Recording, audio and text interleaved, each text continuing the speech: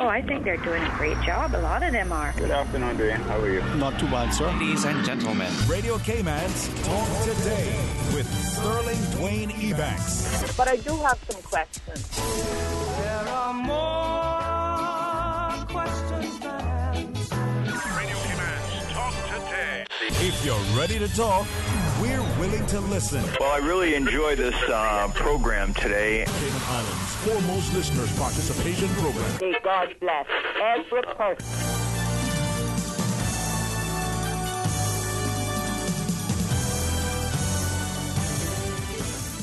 Hey, good afternoon and welcome, and thank you for joining us. It is another terrific Thursday. As we say, any day above ground is a good way to start off. 949-837, 949-6990. So open line, 12:30.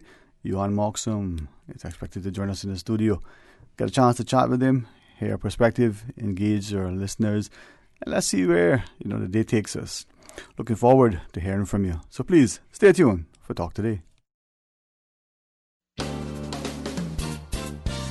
Talk Today is brought to you by Fidelity Bank. For all your banking needs, visit fidelitygroup.com. Fidelity, we're good for you.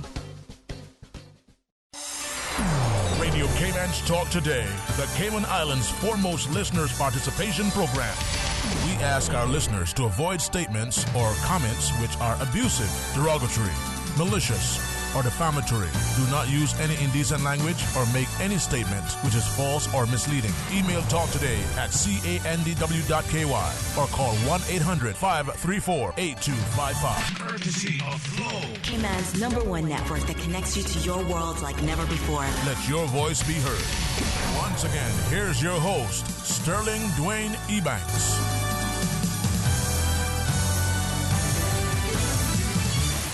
Hey, good afternoon. Welcome back. Thank you for joining us. And maybe you'll be the first caller. Hey, dial 949-8037, 949-8037, or 949-6990. Of course, Flow has always allowed us to have access to the toll-free number, 1-800-534-8255.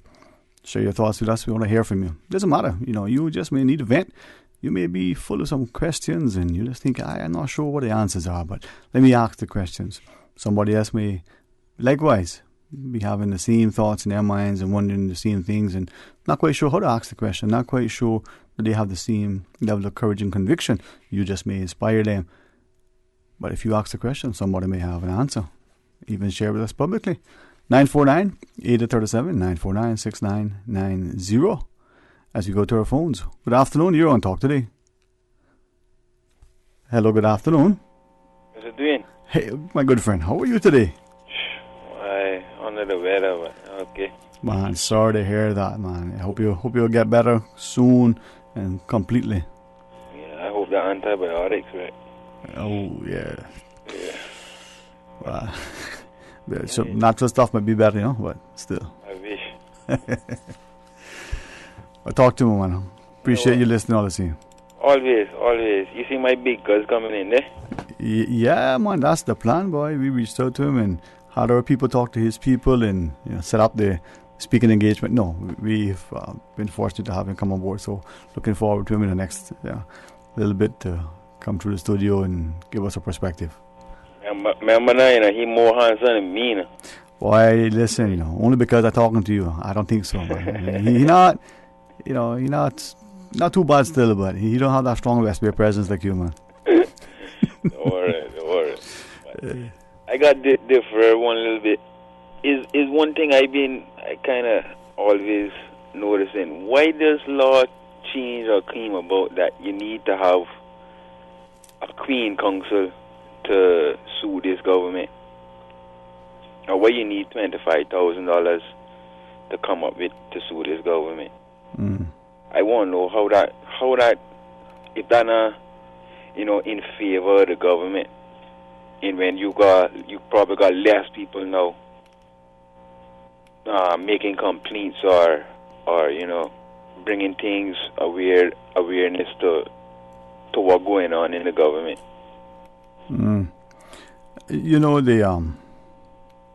The whole interesting thing about being able to sue the government, and I'll go back and make sure I got it correctly, but there was a time when the government itself, was immune from prosecution. You couldn't sue them. Then they made some changes. If we most recently, the one relating to the Health Services Authority, in a sense, right? But as you talk about the use of Queen's Counsel, the QCs and the like, someone have to ask: is the UK's system of sort of jurisprudence still so archaic that division between the solicitor and the barrister, as more and more we're seeing the solicitor having a presence before some courts? You can't go to a QC anymore. You can't go to a QC directly. You need to go through, junior counsel. Should that, in today's world, should that be allowed? No, it's preferred by the QCs, I'm told, but should that be allowed? No. Yeah. How that look towards somebody in a government? I mean, if you defending us, how would I look towards them like that? If you really for us, how you make it so hard for us to question or even acknowledge that you're doing something wrong? You understand? Mm-hmm.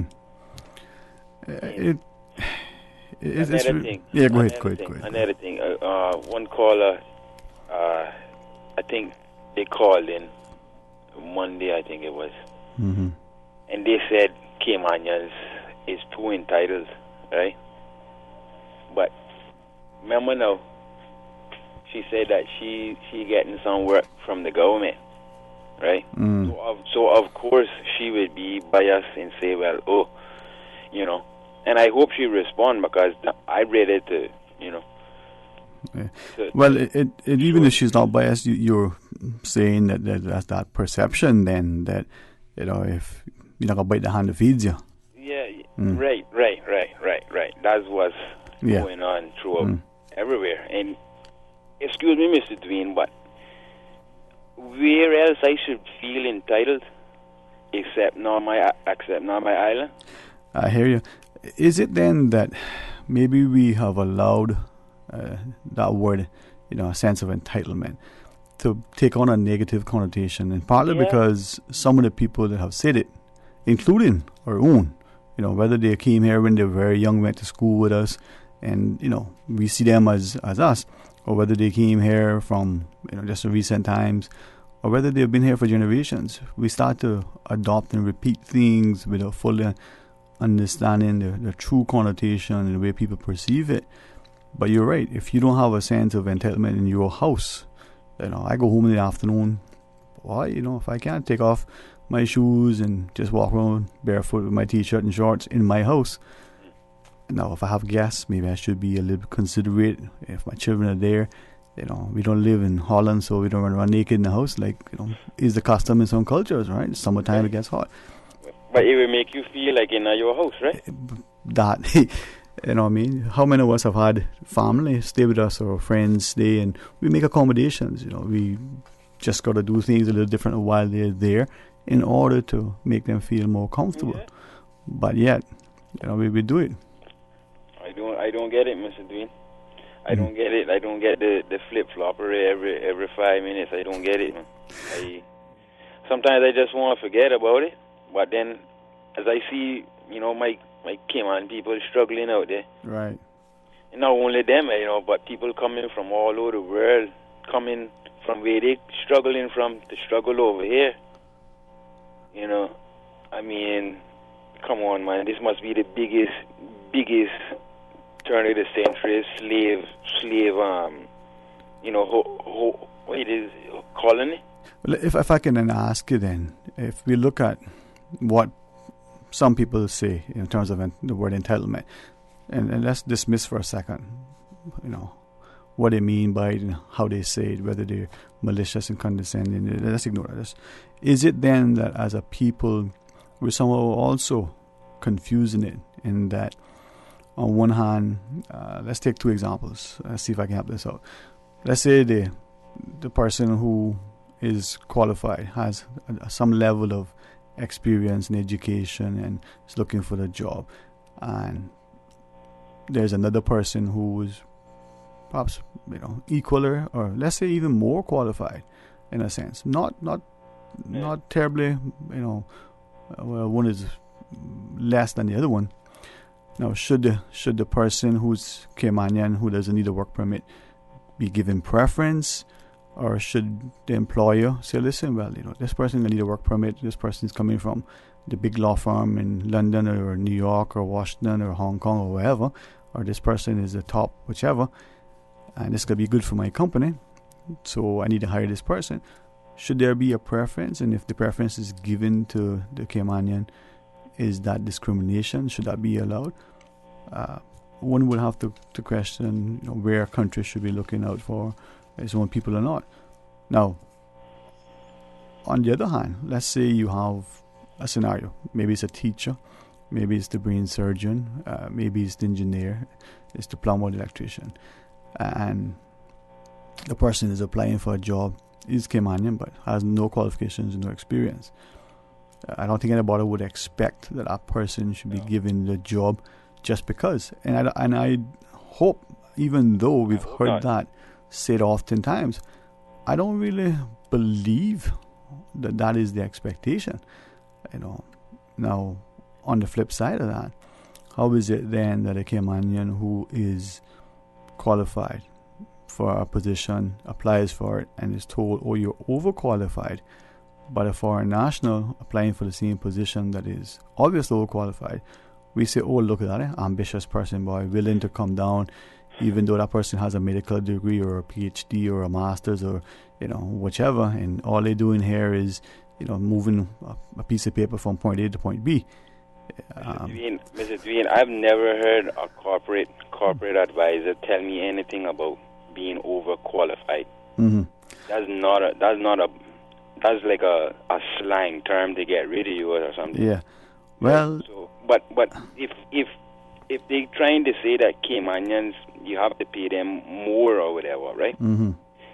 Tell me how much the work permit is, or the work permit fee that you have to pay every year or every month. Mm-hmm.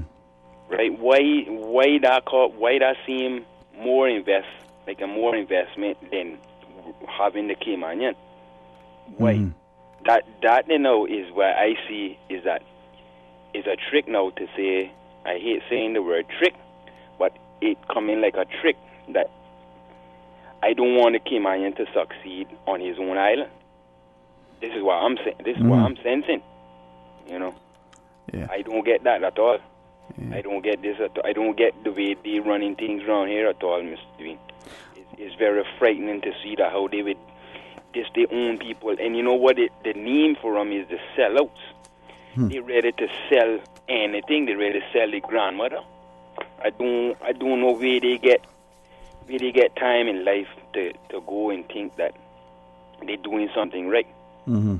That don't sound right. If you can look and see everybody on the road struggling, I mean, come on, man. You don't got no heart. Yeah. No heart. You came on, we came up with heart. We come from hardships. I don't get it. As I was trying to see if Susan can help me. There's a third world song, as you were saying that, I was thinking about the lyrics and I'm trying to remember. And it talked about, when people in their own country start to agitate, they look at them as if now, when they stand up for their own rights, that they're creating strife and they're trying to create trouble and so on. And they put them in a state of siege when they're looking at their rights in their own country. And the reason why I reference that is that I think the arts and music in particular can convey, we see it very, very evidently in calypso music, not soca, but in calypso, where it speaks to either a historical thing or a thing that is happening right then and there, politically, economically, socially. And Third World, as a commentator, they have had a number of their lyrics, like Bob Marley, that talk about things that happen. And maybe sometimes we hear the music and we, tap our feet to the beat, but do we actually sit and listen to what is being said, right? No, but the government listening, that way they didn't make them come here and perform. Not true.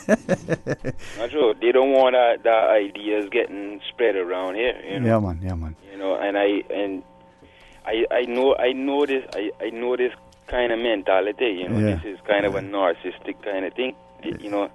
The greatest power they going off of is the ego. I said this before. The ego is what powering all of them. Imagine you got somebody in there that been there 30 years, and right? Right, and did nothing. I mean, nothing. They can come on and say, oh, they did this with my house, and they did this and that there, but the whole shebang, they haven't did nothing. They got a housing scheme going on, something up in West Bay that been going on for like 15 years. But if I if I can ask you then, and is it then that the public isn't informed, especially the voting public, and when they are informed, they're not able, they're not willing, they don't feel that it makes any sense to go out and advocate, demonstrate, activate, as it were, right? Because, oh well, the government can do what it wants to do, whatever that thing is, right? And then when it's done, and it can't be undone, we sit and we talk about it. I mean, why not do something about it if there is, at least try to do something about it before it's too late? You need a permit to protest, Mr. Dwayne? You ever heard of like? You need a permit to protest. I mean, come on now. I understand you're going to take up space and cause traffic, right? Yeah. But still, the best protest for me would be I not paying that permit. I just going out there with my sign and my reds, my mouth. Well, many of us now, probably some more so than others, have been looking at what's transpiring in Hong Kong. What I'm looking at is where the young people, and I would like to put myself in that category, young people, right? But seriously and respectfully, those people under 35, under 30, under 25, and even younger, who are starting to not only demonstrate that they are aware and paying attention to what is happening globally, but they're willing to stand up, speak up, and step out and say, listen, this can't work, right? And I go back to what I think is the Third World song, State of Siege. You talk about, when you get out there and you start to, I think their word was agitate, you start to demonstrate, to protest, whatever. All of a sudden, the international media pick it up and say, oh boy, you can't go down on they're in a state of siege, right? The Calypso song, they say, they never report about this in the foreign press, but if a woman blow up the wind blow up a woman's dress, you get it. It comes back to, in the Cayman context, where are we to make sure that what is happening reflects what is it that we, consider to be important, and not let other people dictate. You know what I mean? But listen, I could talk to you all day. You're handsome, as you said, right? Not Johan, you're handsome.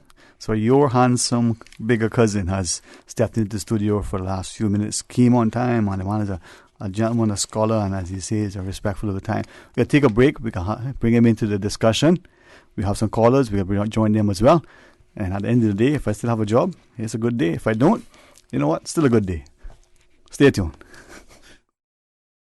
King Sports Center Art of Fun Summer Camp is back from July 2nd to August 2nd. Now in its 15th year, the Art of Fun Camp is ideal for kids ages 5 through 10 with activities from football, basketball, dodgeball, squash, rock climbing, arts and craft, dance, singing, and more. Your child can practice physical and social skills while having fun in a safe and secure environment. For more info, call 946-KING. Like King's Sports Center on Facebook, and you can also find them on Instagram or call 946-5464. King Sports Center, providing you with all your fitness, recreation, and relaxation needs. Register before May 31st and save 10% on camp registration. CUC advises participants in the Green Iguana Culling Program to exercise extreme caution around the CUC's poles and power lines, especially when extracting iguanas from trees or branches that are in close proximity to poles and power lines. Participants should keep all objects such as poles, sticks, or hooks away from any CUC equipment to avoid any electrical contact. For further information, please contact our customer service team at 949-5200 or via email at service@cuc.ky. Did you know that once properly sanitized, some tinned food items may still be safe for consumption after coming in contact with floodwater? In order to properly sanitize these tins, always remove labels, and then wash tins in a strong detergent solution using a brush to get rid of excess impurities. Tins must then be immersed in a solution made of 2 tablespoons of chlorine bleach per gallon of water for 10 minutes. Ensure that containers are air-dried before opening. For more post-hurricane food safety tips, visit the DEH website at deh.gov.ky. Talk today. But I do have some questions. Talk today. Cayman Islands' foremost listeners participation program. Talk today. Because there are more questions than answers. What the public is saying. Waiting to take your calls right now. Sterling Dwayne Ebanks.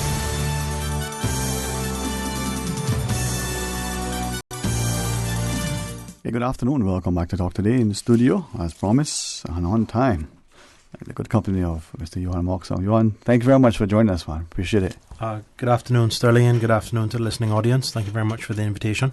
You know, I tell Mario and I'll tell you equally, and maybe I need to speak to my attorney, so I tell them all equally. I'm not responsible that after you be in my company, you get a bad reputation and people think ill of you. So that once you sign a disclaimer on the way in, it's good, you know. Listen, I'm in good company. The service that you provide and that Radio Cayman provides is important. It's important that it's a voice for the people of the Cayman Islands, as the slogan says. Also a vehicle for the government, but there's always 2 to 3 sides of a story, and I think the dissemination of all the information, not just from one source, is important in order to help our people understand the issues, in order for our people to become enlightened and educated as to the reality. Because if you're only using one source to make a decision, then there's 50% of something that you're missing along the way. And, you know, I don't think anybody, and I'll use myself, I don't think anybody wants the government to fail. Because if the government fails, the country fails. But at the end of the day, at the beginning of this journey, they all took an oath and swore to protect the Constitution of the Cayman Islands and to represent the people of the Cayman Islands. Now, you can't be dismissive of that because it doesn't suit your political ambitions or your commercial sort of ambitions. Your job is to represent the people of the Cayman Islands. And, you know, people like me, I speak out, I ask questions because that's my democratic right. I try to do so in a respectful manner because that is how democracy works. I'm more than happy for anybody to disagree with me. I think at the end of the day, if we're mature and sensible and we just respectfully agree to disagree, then that's fine. The world will keep spinning. You know, Radio Cayman are very fortunate to have you. I think you do a great job. You accommodate a lot of different people when you have your show, something that doesn't happen on a lot of the other shows.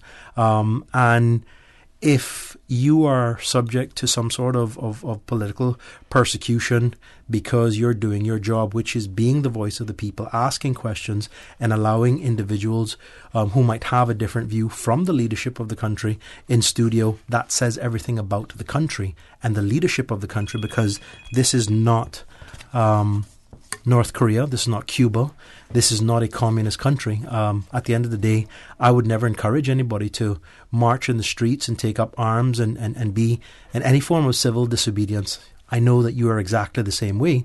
There's ways that you can address issues, and I appreciate your calm, rational way of dealing with some topical issues, and that's why it's always a pleasure to sit with you and attend when invited. Well, thank you for that, and I hope that as a people that we start to appreciate the need to become very actively engaged and remain, civil. We have a call, Miss Susan. Well, Johan Moxham sits across from me, and she's going to double check this to see if the call is still there. But Johan, you said earlier, nobody wants the government to fail, right? And I agree with you. Without getting into belaboring it, but that failure sometimes is, even if they do something, they embark on a course of action, and it's not in the long-term collective good of the country. That's a failure as well, right? Yeah. Listen, the road to hell is paved with good intentions. Okay? what is good politically for those players, what is good for the select few that are driving the process behind the scenes and that are financing the government and offering support. Their concerns can't be more important than the majority of the country. And it's the job of the elected government to ensure that the appropriate balance is struck. Now, when you look at what's happening with the proposed cruise berthing project and the questions that have been asked for years, I'm not doing anything different today that I haven't been doing for 4 years, for 5 years when I was Chamber President, before I was Chamber President. I've always asked the questions because I don't want to live in a country that I'm embarrassed about and a country that has become anything remotely close to some of our regional neighbours. There's a reason why a lot of people choose to live in the Cayman Islands. Safety, security, quality of life, government stability, just a better regulated country than a lot of our regional neighbours. I choose to exercise my democratic rights to ask the questions and to hold people accountable, because that is not a sin and that's not illegal. But if the government refuse to answer basic questions, and that is what is transpiring with this proposed cruise berthing project, they refuse to answer basic questions because they'll tell you, well, we can't give you the information yet. But by the time the decision is made, it's potentially too late. And if you are truly a disciple and believe in the principles of honesty, openness, transparency, accountability, and good governance, you shouldn't be afraid to share the raw data that has helped you make a political decision that will impact all of us, because the proposed cruise berthing project has significant environmental, financial, and socio-economic implications for the people of the Cayman Islands. These questions have been asked by multiple persons, privately, publicly. The best example that I'll give you is there was a public meeting September 26th at the Family Life Centre put on by the Ministry of Tourism. That was a dark day for openness in the Cayman Islands. They could not, they did not, and they would not answer basic questions like, if we are in a closed bid process and we believe in principles of transparency, why are bidders on the stage next to the National Procurement Office, sitting next to the Minister of Tourism at a meeting being chaired by the Chief Officer of the Ministry of Tourism, when we had 4 cabinet ministers in the front row, along with councillors and along with members of the Port Authority Board? If the principles of transparency were something that this government operated within and believed in, what would have been the harm to say, oh, and ladies and gentlemen, by the way, the representatives of Royal Caribbean and Carnival Cruise Lines, who are part of a bid team, because that's the reality of it. You can't pretend that that isn't the case. They said nothing. It's not until people got to the question and answer stage, and myself in particular, I raised my hand and I said, we want to respect the bid process, but why are bidders up on the stage? And if that embarrassed the government, good. You know why? What they tried to do was deceitful, it was disingenuous, and truth be told, we have anti-corruption laws in this country. And if these laws were being followed, and if there were consequences for such behaviour, no elected official, no senior civil servant, nobody that holds a position of authority would have ever contemplated thinking that that course of action is right. It is offensive to anybody to have overt actions that can be considered corrupt or dishonest. And when you have bidders up on a stage selling to the country why this project is important, but then they contradict themselves and they go, all right, if we don't need the port, we'd like to have the port in order to park some of our ships eventually. But they, Brian Cantib from Royal Caribbean, acknowledged that this was not something that they needed to do. It was a nice to have. So a multi-million-dollar, billion-dollar operation like Carnival, they are using Cayman as a guinea pig, for the want of a better word, but potentially there's a fallout where the government of the Cayman Islands and the people of the Cayman Islands will be responsible for their nice to have. Because if anybody tells you that the Cayman Islands government will not be liable or have any sort of responsibilities financially for a project of this magnitude, which is the largest, most complex, and the most expensive capital works project to be undertaken in our history, nothing in life is free. If you believe that the government will not have to pay at some level, whether it be environmentally, financially, or from a socio-economic perspective, I have a bridge over the North Sound or a bridge to Cayman Brac to sell you. It is impossible. There's nothing in this world that is free. Nothing at all, ever. That's just the way it is. And it's offensive for anybody to spin that and say, it'll be fine. If it'll be fine, you should be able to share all of that information with us. What does the financing model look like?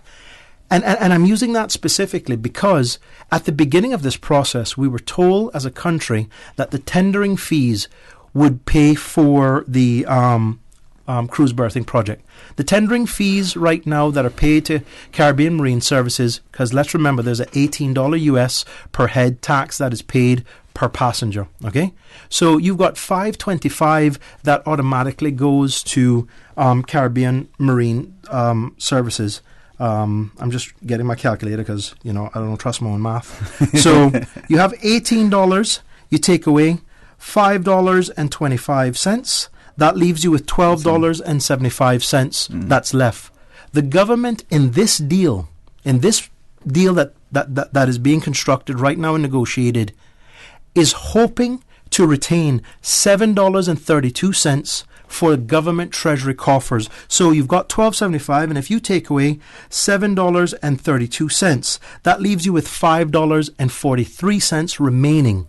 Now, out of that, you have to pay for the Port Authority. The Port Authority gets fees from that $18. So if you take away $3, which is what is currently being paid, out of the $5.43, so take away $3, you're left with $2.43. Okay, $2.43 over a 25-year period for, call it 2 million passengers, will not pay for a $200 million project. And when they tell you, well, we're going to use tendering fees, ladies and gentlemen, when you have more than 4 ships, guess what happens?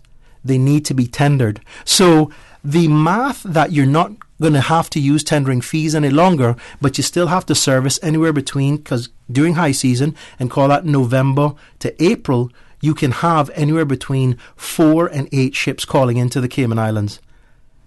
The math doesn't add up. There's a reason why they won't show us the information, because if I can use my calculator and the information that I have and break it down to you right now, ladies and gentlemen, they should be worried, because there are a lot smarter people than me out there in the world who have the requisite experience and expertise that can analyze the situation. Now, I understand Minister Kirkernel, and God bless his soul, he probably thinks he's doing the right thing or wants to do the right thing, and that's the political objective. But when you say that we've used the best-in-class services of PwC and KPMG, and that has resulted in $9 million in professional fees and services, I've read those reports, and those reports are littered with disclaimers where those companies are saying, if all goes well, this could happen, but we caution you not to rely on this information.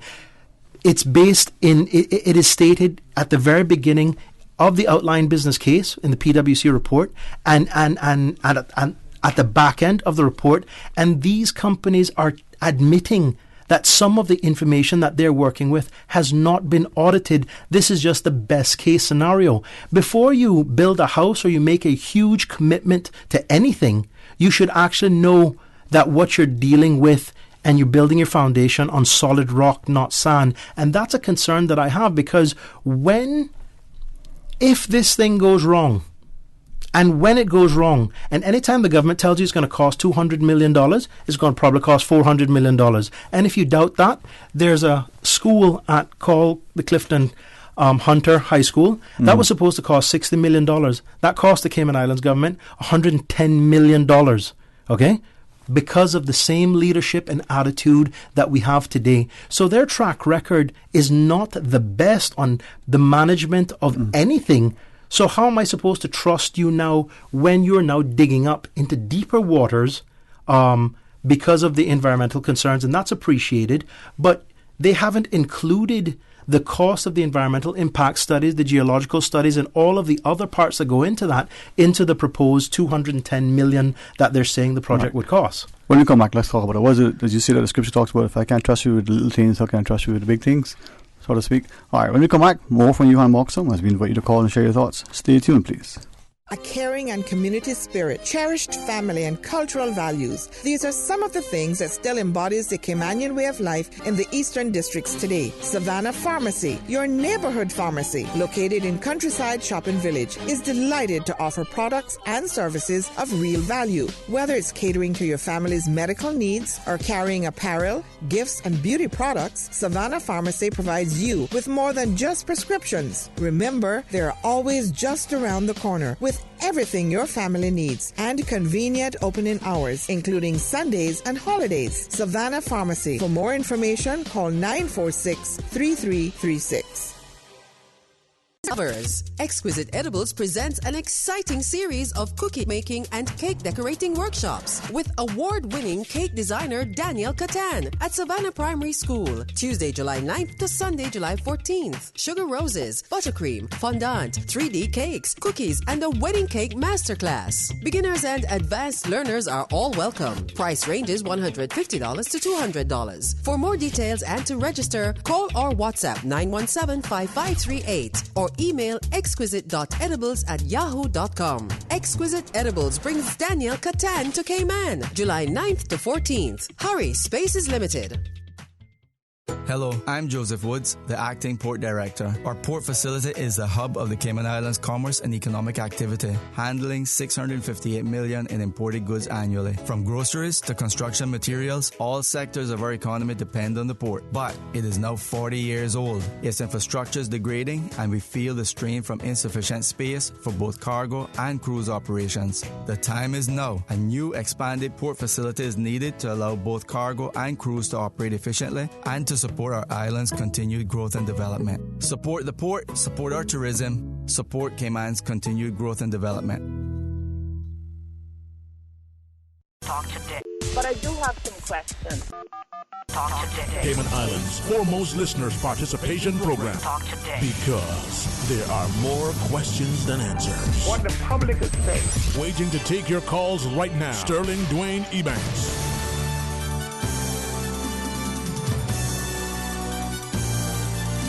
Hey, good afternoon. Welcome back to Talk Today. Thank you for joining us, and thanks to Miss Susan who's standing by. I want to make sure that we sound great and crack the whip, as she says. 949-837, 949-6990. You can call and share your thoughts with us in the studio. Our guest and good company of Johan Moxham. Johan, as you were sharing, I was just thinking to some conversations I had recently with a number of people who reminded me of our history. Some from things that transpired I did not look at in a sort of written documentation, even if it exists. Some is there. So from December 10th, 1831, where we were assembled at Pedro St. James to say, listen, this is what we want for the government. Some would say that was our first parliament, and we were an independent nation to an extent, much more, some would say, then than we are now. Others would say, well, remember the 70s, and people wanted to stand for election. They wanted to, and they named different names. Popular lawyers who were practicing here, who the public said, wait a minute, you're not Caymanian, you can't stand. Former administrators and the like. So there is a history where people sort of stood up, and no, listen, we come from a rich history of hardworking people that had principle and weren't afraid of standing up, being brave, and speaking their mind. Every family has that. Every indigenous Caymanian family has that in their core. We are humble people. We don't really go out to trouble you.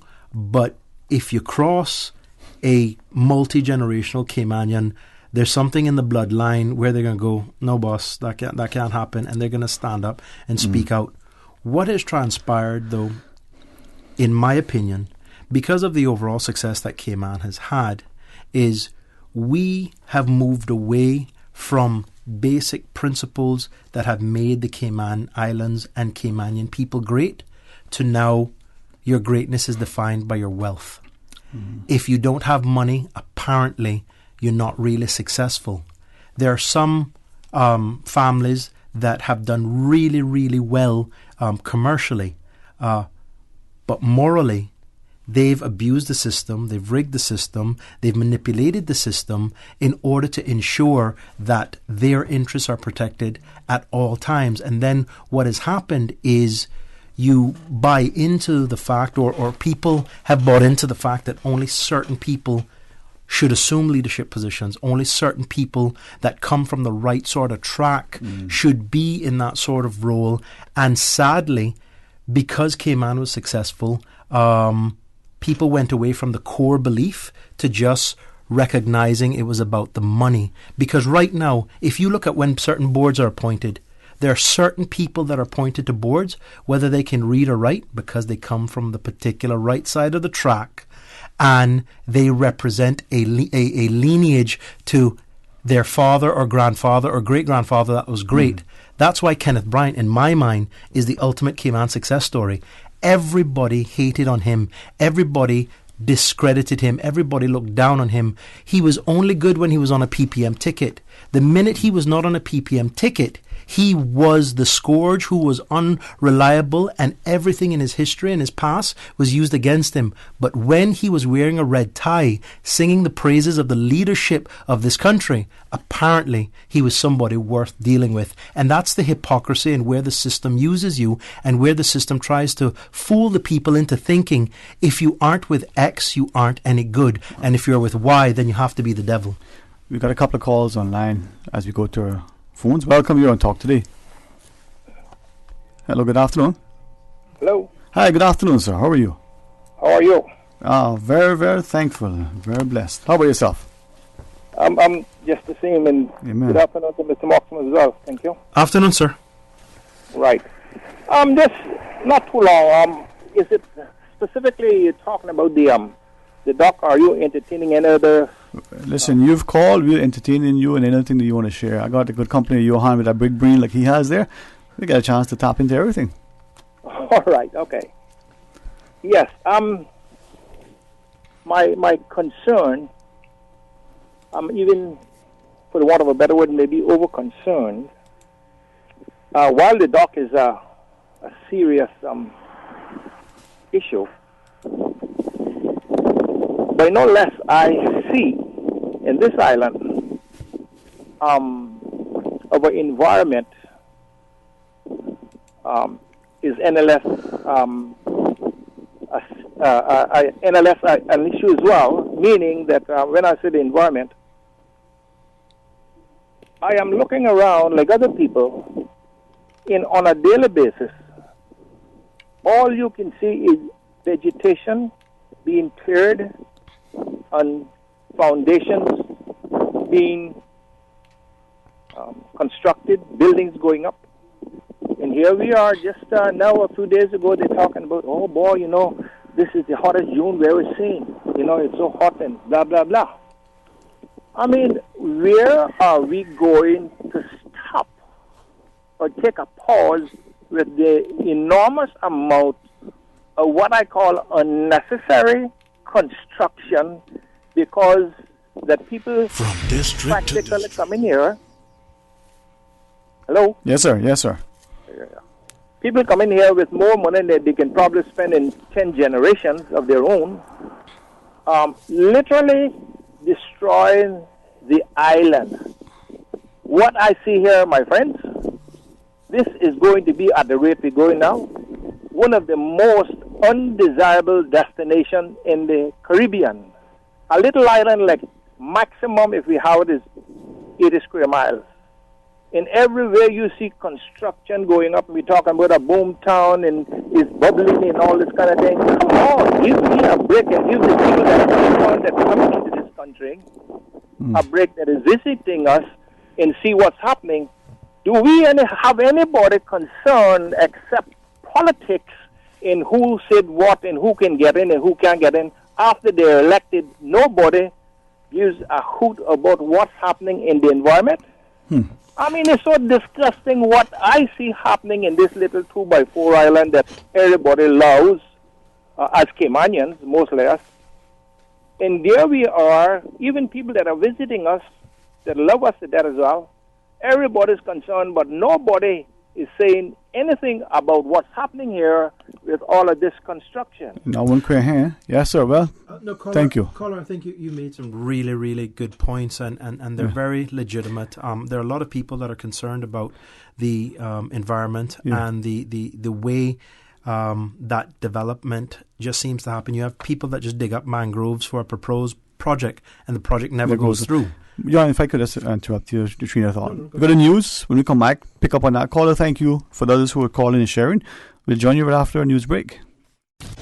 Radio Cayman. Radio Cayman's newsroom. These are the biggest stories right now.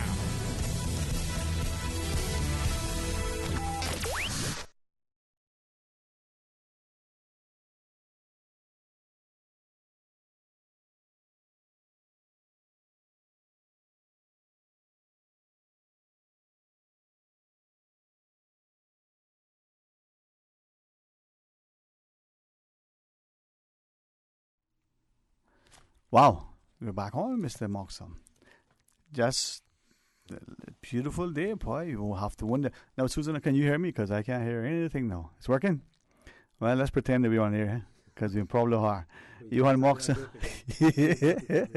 No, I was about to tell Johan an interesting joke. I'm not hearing anything with Susan, so hopefully we are on air. So I won't talk about potential conspiracies or nothing like that. We're going to pretend that we're on air, all right? To our listeners, apologies then if you can hear us. We just had a slight glitch in the computer system, and we weren't able to go to the scheduled news break and the other things. And I just pray that we're on air. We'll see. But you're on Moxham. What are we doing, Miss Susan? Keep talking. Try the news. Hold on, Johan. Try the news. The National Roads Authority will be carrying out improvement works to the Island Heritage Roundabout on Esterly Tibbetts Highway beginning Monday, July 1st, and will last approximately 2 months. While the work is ongoing, traffic on the roundabout may be temporarily reduced to 1 lane, and drivers are asked to proceed with caution, following all relevant signs and road markings. In news elsewhere, Britain's next Prime Minister will be a man in his 50s who went to Oxford University. Either Boris Johnson or Jeremy Hunt, the 2 finalists selected Thursday in a race to lead the governing Conservative Party. Johnson, a flamboyant former Foreign Secretary and ex-mayor of London, topped a ballot of 313 Conservative lawmakers with 160 votes, more than half the total, and is a runaway favourite to become the party's next leader. He has led in all 5 voting rounds of a contest that began last week with 10 contenders. U.S. President Donald Trump declared Thursday that Iran made a very big mistake in shooting down a U.S. drone, but suggested it was an accident rather than a strategic error. Asked about a U.S. response, he said repeatedly, "You'll find out." A few minutes earlier, a senior U.S. military officer said Iran shot down the huge unmanned American aircraft over international waters in an attempt to disrupt U.S. efforts to monitor the Persian Gulf area, where Trump has blamed Iran for attacking shipping vessels. Those are your latest updates here on Radio Cayman. I'm Shanta Kayeko. Radio Cayman, the voice of the Cayman Islands. What's happening in your community? News and information, music and more. You can find us. www.radiocayman.gov.ky. Like us on Facebook and follow us on Twitter. Radio Cayman is your choice, your voice for today's biggest news. Radio Cayman.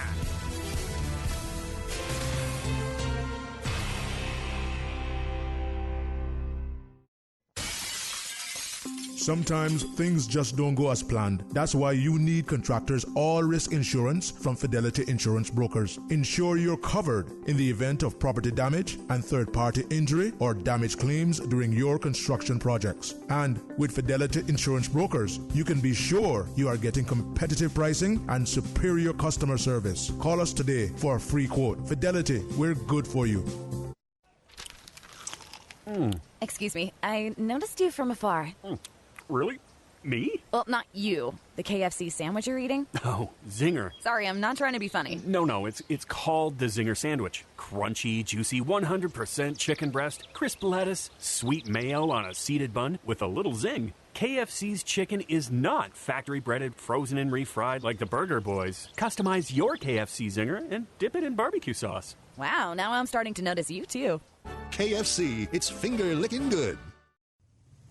Traffic congestion is bad for your mental health, bad for your wallet, and bad for the environment. Alternative commuting habits are the solution. Cycling, walking, busing, or carpooling will help save you money, benefit your health, conserve energy, and help the environment. Do your part. Visit the ministry Facebook page for details of plans for bicycle lanes, the latest bus schedules, and be an energy advocate. Talk today. But I do have some questions. Talk today. Cayman Islands' foremost listeners' participation program. Talk today. Because there are more questions than answers. What the public is saying. Waiting to take your calls right now. Sterling Dwayne Ebanks.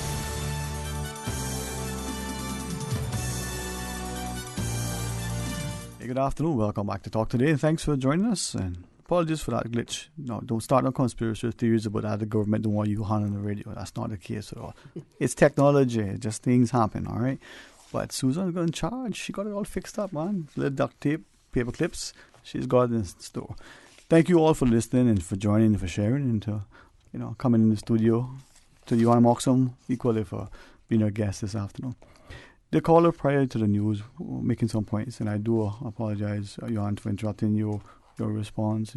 Sometimes it just it affects the train of thought, but as we continue the discussion. No, I think I was just making the point that I think those that are in leadership positions are attempting to govern using a system and process and style that was successful back in the glory days, where people probably weren't as in tune. Right. They didn't have the material. The internet is an amazing thing. Caymanians are more educated today than they were in the 80s, than they were in the 90s.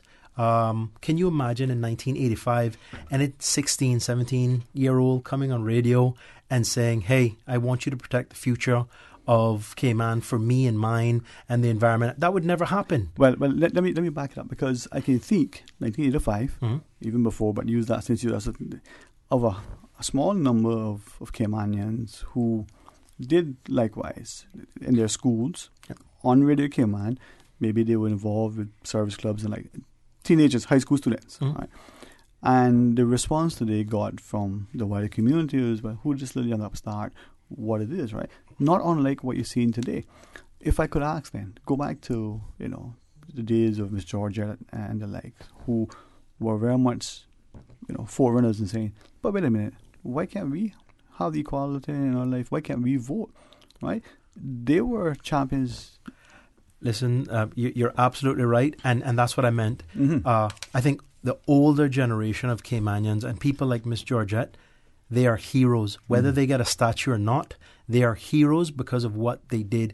Every mum who ran the household while dad was away at sea and sending home the money, and who's responsible for looking out for the children and the family, every single one of those people, ladies, they're heroes, and they were made of sterner stuff. Right now, people work like this, and I've seen it every day, a whole lot.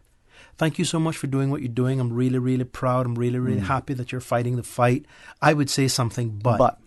And I'm talking about people that have significant resources and means. They and their children will never have to work again a day in their life, but they don't want to offend because, well, a variety of different reasons. And I stop them and I go, if you are a first-generation Caymanian, and you were fortunate enough because God blessed you to become Caymanian, you are Caymanian. And if you claim to love the place, just play your part. Do your part. Say what you need to say. Do what you need to do. Because if you're a first-generation Caymanian or a 10th generation Caymanian, you're still Caymanian. And they can't run you off the country. They can't run you out of the country. Yes, will there be political games and shenanigans? We are seeing that right now with the verification process of the petition that is submitted. But Cayman has to change because the essence and the makeup of Cayman Caymanians is different. You now have first generation Caymanians, second generation Caymanians, and I say to them, don't say that you're English, don't say that you're Canadian, don't say that you're Jamaican. Be Caymanian first, because you live in the closest thing to heaven. If you thought that there was somewhere better than Cayman, you would be living there. So whilst you're calling this home and this is where your children are raised and everything's working out, play your part. And there's thousands of people that do it. There's a lot of people that contribute, and they really integrate and try to understand the history of the culture and what the country is all about.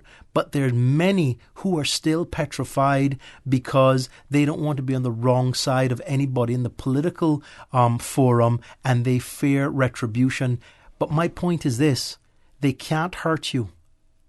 If you stand up and you speak out and you expose the level of discrimination, the level of persecution, the level of abuse of office, we now have laws available to us where we can mobilize and highlight and fight against the injustices that were once commonplace.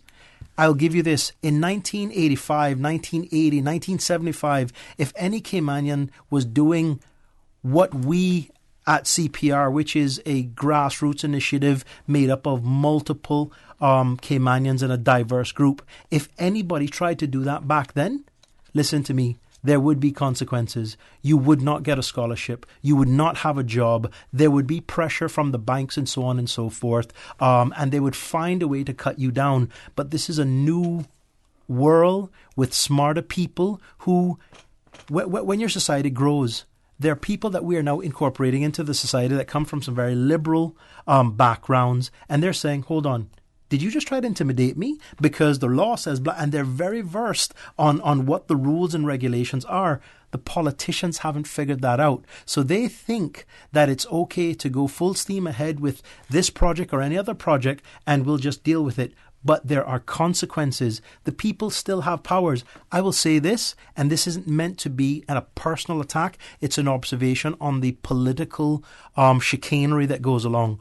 When you have the Deputy Premier of the country saying that the country can't be ruled or governed by referendum, he obviously, God bless him, it might have been a Donald Trump type moment, he obviously does not understand what he's saying or the essence of the Constitution, because the people's initiated referendum under Section 70 that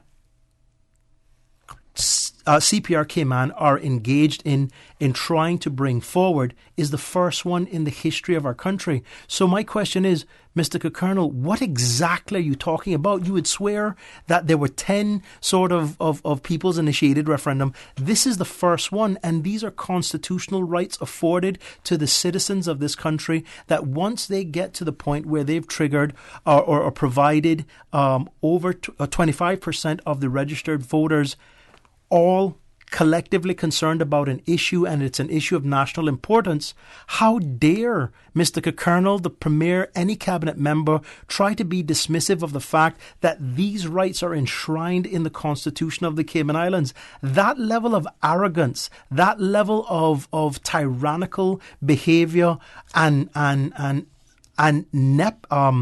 narcissism is mind-blowing, because you are the leader of the country acting as the Premier, and you're talking as if you've never read the document or understand the essence of the Constitution, yet you are part of a government that brought the Constitution into force in 2009. That is where people need to start scratching their heads and going, hold on, what did he say? And did he really mean that? Because you cannot think like that, or better yet, as a public official, you can think it, but you probably should not say it in 2019, given the masses of educated, bright people that are in this country that know better and will hold you accountable. What Mr. Colonel did is an indictment on the mindset and the management and the leadership of this country by the government of national unity. And it is important now for us to separate the wheat from the chaff and ask the question, does every member of cabinet or every member on the government bench think like that? Because they are then not champions of democracy, they're not protectors of the Constitution, and they're not interested in representing the views of the Caymanian people.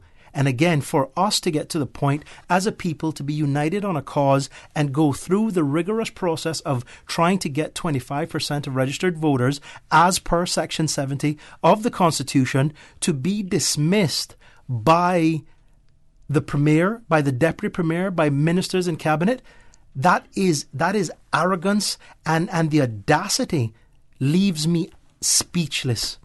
Mr. Boxer, as we listen to that, and there are those who are saying that, one hand, some quarters of our society want it to be as if it's the elections office that is responsible. And yet there are some who say, well, wait a minute, this is political. Election office is doing what it's doing. Let's not put the blame there. The blame should be on the cabinet. And then your perspective.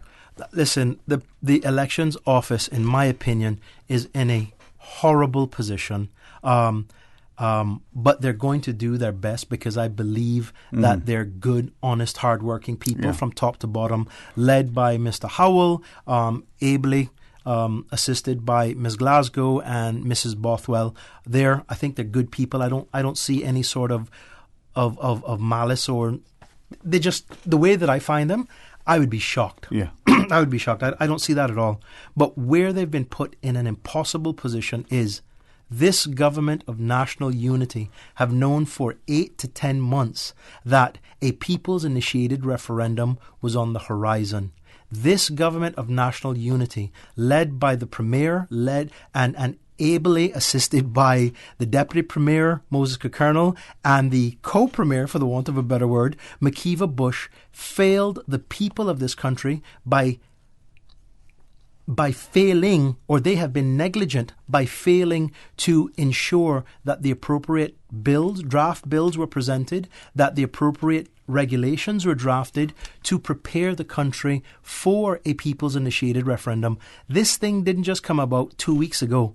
The legislators and the government of national unity, led by Alden McLaughlin, led by Moses Kirkernel, and the cabinet members, knew that this was coming. They made a conscious decision to not do what they are paid to do as legislators and ensure that the appropriate legislation is in place. The question to be asked of that is why.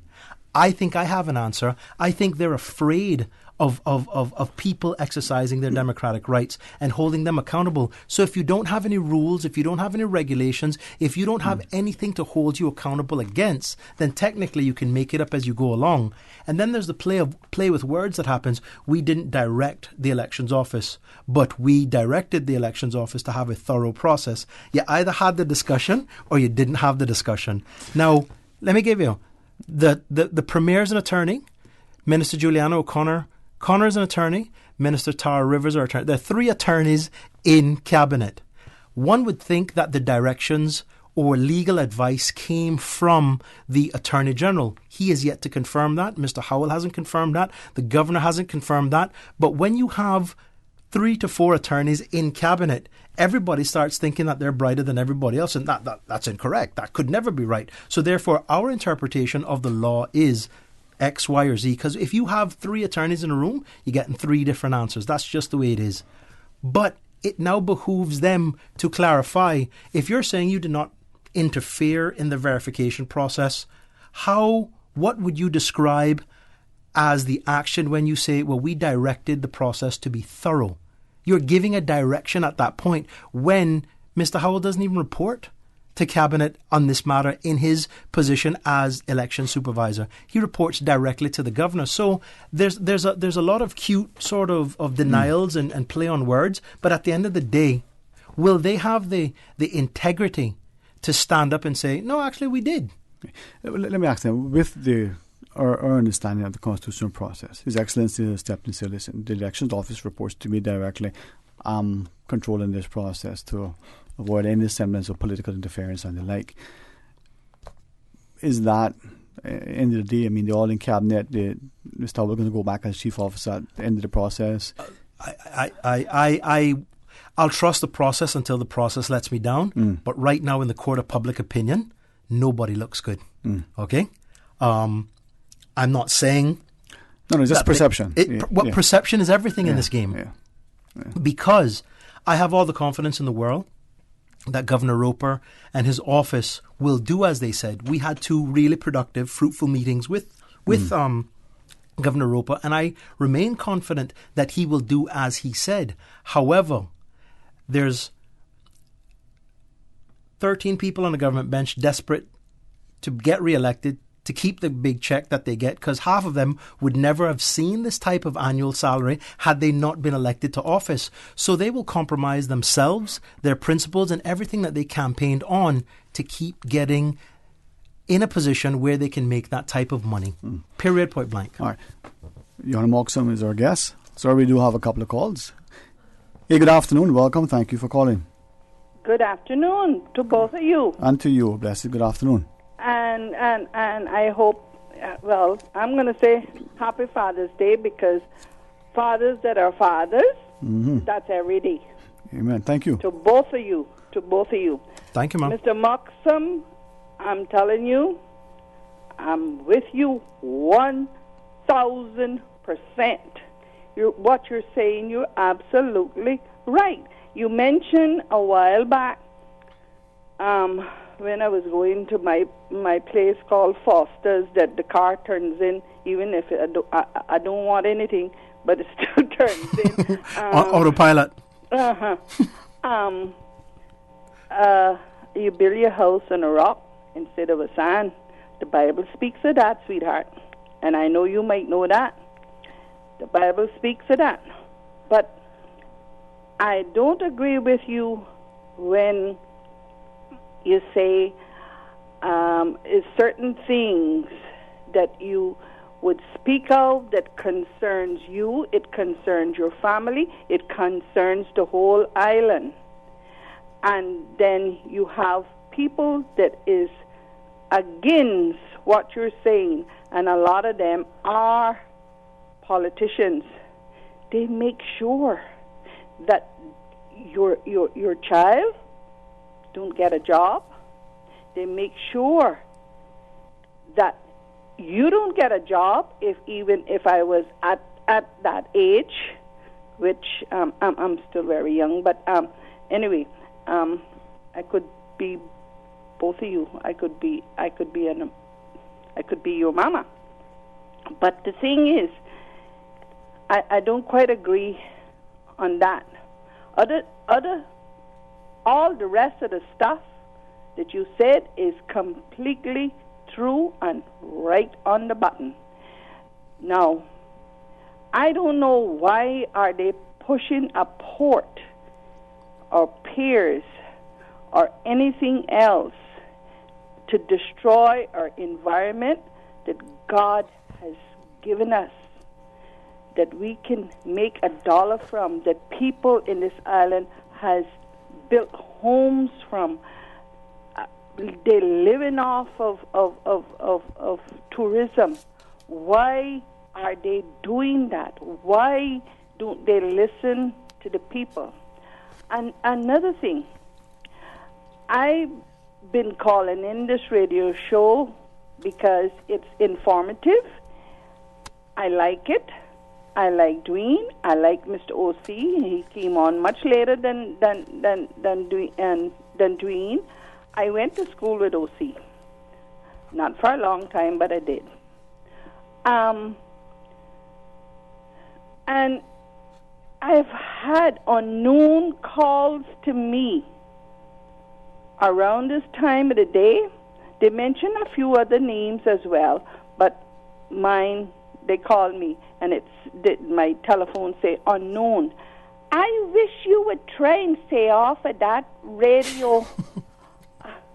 That gives me more. I get anxious when I hear that the show is going to go on, especially something that is important as this. It is informative, and you're doing an excellent job. All of you guys, am I saying it right? CPA? CPR. CPR? Yes, that's right. Thank you. Excellent job, because you know what? Then, if things do not work out the way that they're supposed to work out, not the way that we want it, that it's supposed to work out, our children can still, and our grandchildren can still look at us and say, my mama and my daddy tried. I know that they tried. We're doing it for them. We're doing it for the environment. We're doing it for everyone that is concerned and love these islands as much as we do. Some of our forefathers must be rolling in their grave to know that some people would listen on the radio when there is advertisements about support our port, support our tourism. Now listen, nobody that I've talked to, and I've talked to people every day up till just now, has ever mentioned that they do not support tourism because they make their living from tourism. You're absolutely right. Miss, just to add to that, it is unprecedented that you have senior civil servants and persons that are head of statutory authorities basically pitching for government. I thought that there were rules in general orders or public service management law whereby... they couldn't do that sort of thing, right? When did the rules change? Obviously, the deputy governor or the governor or somebody over at the Go-Up building needs to explain how that is allowed, how it suddenly has become fashionable, and what's worse is these ads that are being run are being paid for and financed with public funds. So exactly, the government fighting the people is where we're at. And that speaks volumes to the political ambitions and the political character of the persons that are leading this charge. We are basically utilizing our rights under the Constitution, and we're being attacked for doing so.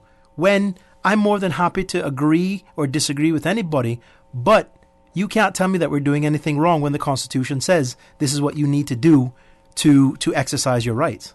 Exactly. And this thing about engineers say that they would build a wall, a buffer for what seas, that's God Almighty.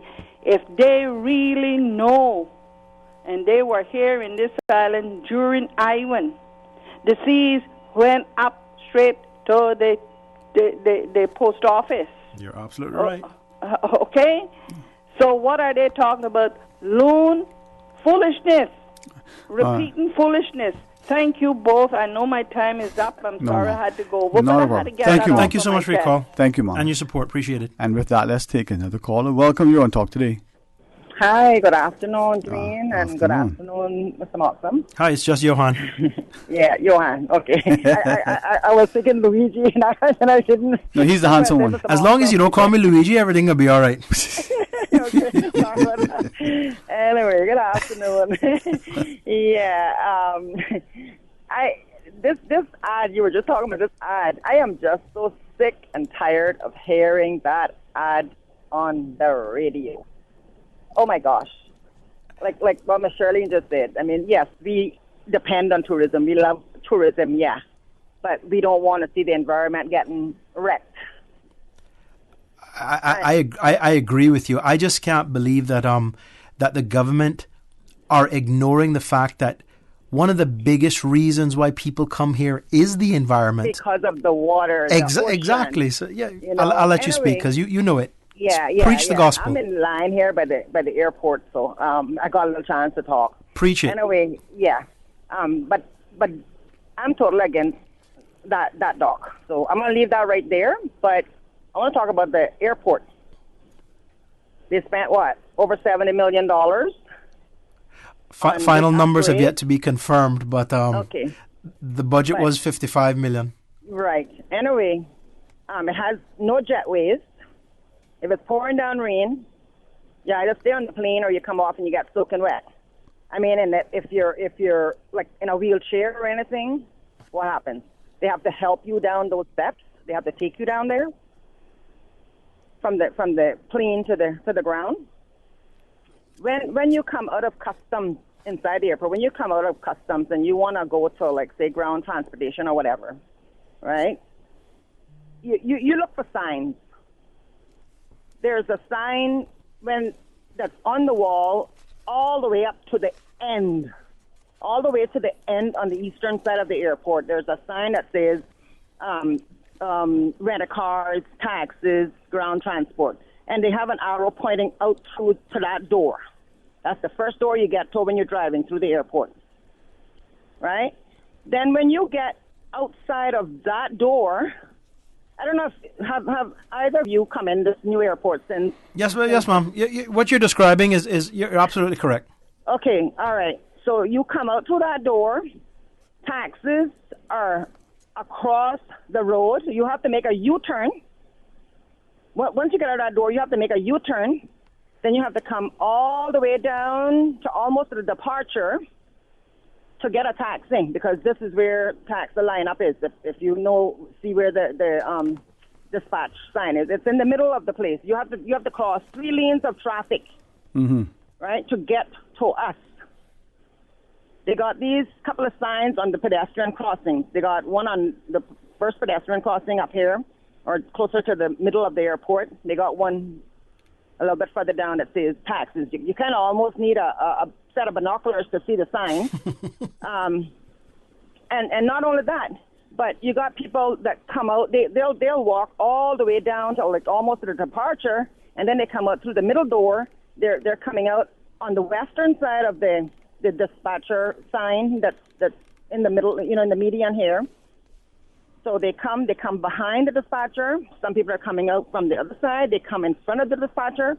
It is so confusing, right? Mm-hmm. And when it's raining, they want us back along the curb, which is where we should be, where we were. I mean, people shouldn't have to be crossing the street with 5-6 children in the rain or whatever to get to a taxi, right? So they want to have us back and forth. When it's pouring down rain, you go back along the curb. When it's not raining, you come back to the center, over here. Mm-hmm.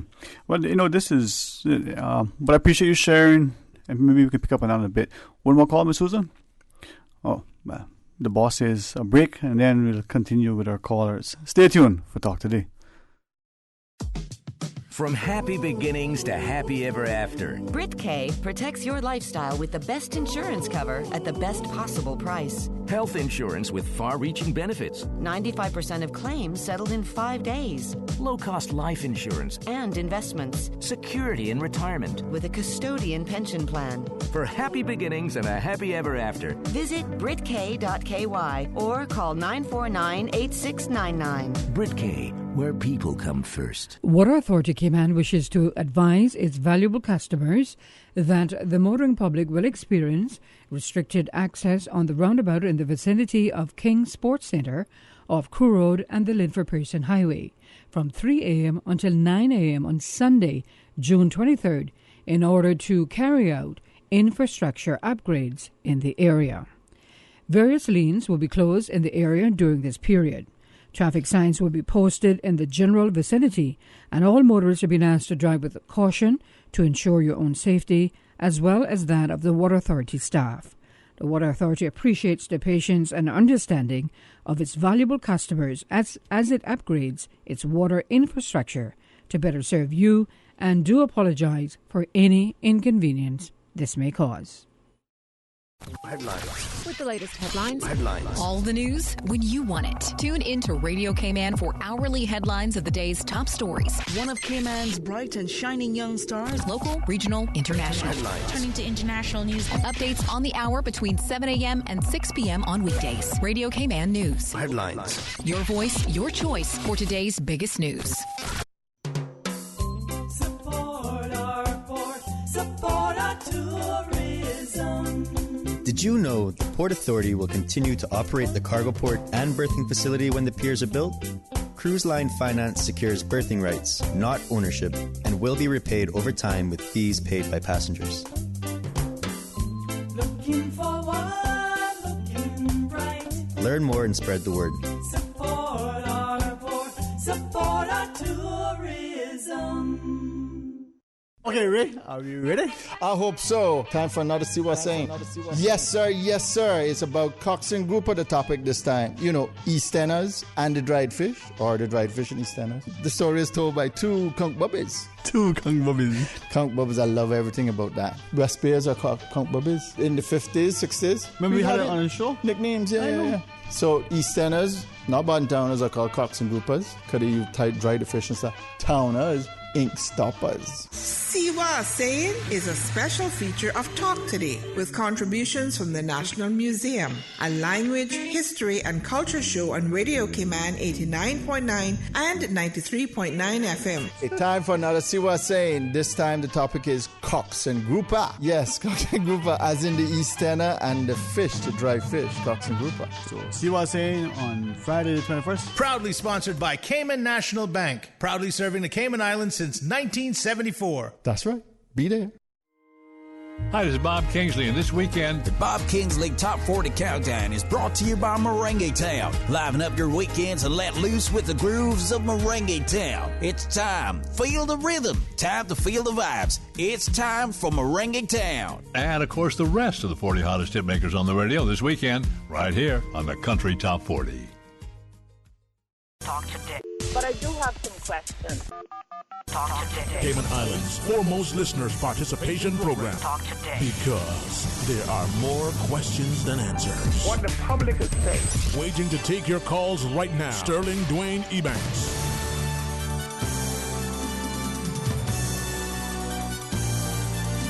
Hey, good afternoon. Welcome back to Talk Today. Thank you for joining us, and thanks for listening, sharing, calling, and I appreciate the opportunity. In the studio, good guests in company of Johan Moxham. Johan, thanks, man. The callers are contributing, so, your thoughts. No, listen, Cayman's an incredible place, and I call Cayman our Jerusalem. Where else in the Caribbean? Now, let's just stick to the Caribbean. Mm-hmm. Can you come on to Radio Cayman, speak honestly, openly? Yes, some of the views might offend those in the positions of power, but I'm not saying anything disrespectful. I'm not attacking anybody's character. I'm having a conversation on national government-sponsored radio, and it's important to understand that this radio station does not belong to the elected officials. This government station belongs to the government and the people of the Cayman Islands. And when you ask who's the government, it's us. We pay all of the necessary sort of fees so that this service can exist. My point being, in any other country, it is highly unlikely that somebody like myself, who holds a view opposite to the ruling government, would be allowed to enter the building, much less speak. And I think that is one of the best things about our country, where we can have a conversation, agree to disagree, but at least you're given an opportunity to express your rights. Now, I'm under no illusions that people like the management of Radio Cayman, yourself as the host and Mr. OC, Miss Susan, and so on and so forth, the staff would perhaps be subject to questions and retribution from the political players. But at the end of the day, this is all part of what public radio is. It's government-sponsored public radio, and I can say this, I don't always agree with the views that Mr. OC has in the mornings, but yesterday, on his show, that man was a soldier, and he expressed his own legitimate concerns as a former senior elections official and cabinet secretary and an experienced civil servant as to what issues he finds with the proposed verification process, the lack of legislation, the sort of intrusions politically and so on and so forth. And that's an incredible thing whereby Mr. OC can say it, you can express your views, everybody else can do so. That's what makes Cayman unique, because anywhere else, listen, Johan's not allowed in a building. Johan's not allowed in a parking lot. And the politicians need to understand, you're there for a time, but this is not yours. Radio Cayman is not yours. The glass house is not yours. The chair that you sit in at your desk as a minister is not yours. You're leasing that property for a 4-year period, and the people have the right to engage you on any medium, especially a government-sponsored medium, so long as they're doing so respectfully and in a professional, courteous sort of manner. Right. That's the magic of Cayman. And I thank Radio Cayman, the management, the staff, yourself, Mr. O.C., Miss Susan, all of you are soldiers, because it can't be easy when a guy like me comes in here, starts talking, you know the phones are going to be ringing, but this is what we're fighting against. That level of narrow-minded, small backwater political pressure. Cayman's better than that. Caymanian people are better than that. But what's really hurting Caymanians are Caymanians, especially Caymanians in position of power. So Radio Cayman, in a sense, then, is like the town halls of the day where we would assemble and have those conversations. We do have a couple of calls online, though. Let's go to our phones. Welcome. Thank you for joining us. Good afternoon. Hello, good afternoon. Good afternoon. How are you, sir? Pleasant afternoon to you and your guests. The other day, I remember you were having a conversation with some other member of a legislative assembly about the banks and the fees, right? Because I keep getting checks, and I have to go to the bank, and the bank keeps charging me for charging these checks. I'm under the impression, what came out from that? Because is there anything being done in regards to stop these from happening? We'll try to follow up with that, because I know there was some discussions even within the Legislative Assembly. Informally, unofficially, some have shared that the banks really, not have any sort of, the monetary authority really don't have much control over them in terms of the fees and that they set. But let us try, for the record, that we have reached out to the banking fraternity to see if we could get some representation on the studio to help us to understand, banking 101. Maybe that'll materialize, and if not, we'll go back to the politicians to see whether they're in the comments. So leave us with that. Let's see if we can have any progress on that. Okay, I have one more sir. issue. Bank of Butterfield, I am a member of that bank. Mm-hmm. I recently did a statement. I've noticed it for a few months now, but I've noticed there's a new fee that's been added to the list of fees that they're charging. So they have the service charge, they have the government stamp duty, they have the maintenance fee, and now they have a compliance fee. Mm-hmm. So what am I saying is that if we don't say something about this or do something about this now, maybe next month there might be a next fee added, and they keep adding fees and just keep deducting from our accounts. How does any one of the government officials have anything to say about that also? Can we do anything to, stop this insane fees from just being added? Because we have like 3-4 accounts in one bank, and in each account you're taking 4 or 5 different fees from. Mm-hmm. At the end of the day, it adds up. Sometimes it doesn't make sense to even have the money in the bank because of the fees. I think the caller's asking some very pertinent questions. It's an experience that every citizen has, and what I would say to the caller, thank you very much for your call and your questions. I think it behooves all of us who have this concern to basically put our concerns in writing to the people that are elected to serve and who are supposed to be representing our concerns, because if you can prioritize things that we don't need, but the everyday man is struggling with feeling the sort of bureaucracy and the cost of living, and they're not interested in addressing those sort of things because these fees add up. Really and truly, they're failing you, and they're failing to represent the concerns of the people. What I would suggest, because I take every opportunity when I get a chance to see them, to ask, where are we with this? Where are we with that? And if I were you, sir, I don't know where you vote, but I would reach out to your MLA, speak to him, but follow up with an email so that they understand, and then, more importantly, get a group of persons with you that are having the same sort of frustrations, because they might be able to ignore me as an individual, they might be able to ignore you as an individual, but they can't ignore us, because you know what they want more than anything else? They want another term. They want another opportunity to make the money that they're making now and all the pomp and circumstance. We, voters and Caymanians, need to understand that our power comes from strength in numbers. That's why CPR is successful. That's why other agencies and groupings are successful, because it's about strength in numbers, united to address a particular set of circumstances or concerns that the elected officials should not and cannot ignore, because if they continue to do so, there will be consequences for their lack of representation. And what concerns them more than anything else is keeping their jobs and making sure that they can continue to be lauded as saviors. So we need to hold them accountable, and I would encourage you to do that. Thank you very much, sir. And if you get any response from the representative, let us know. Let us pause quickly and take a short break. It's 1:45. When we come back, more discussion and invite the phone lines and the callers. Stay tuned for Talk Today.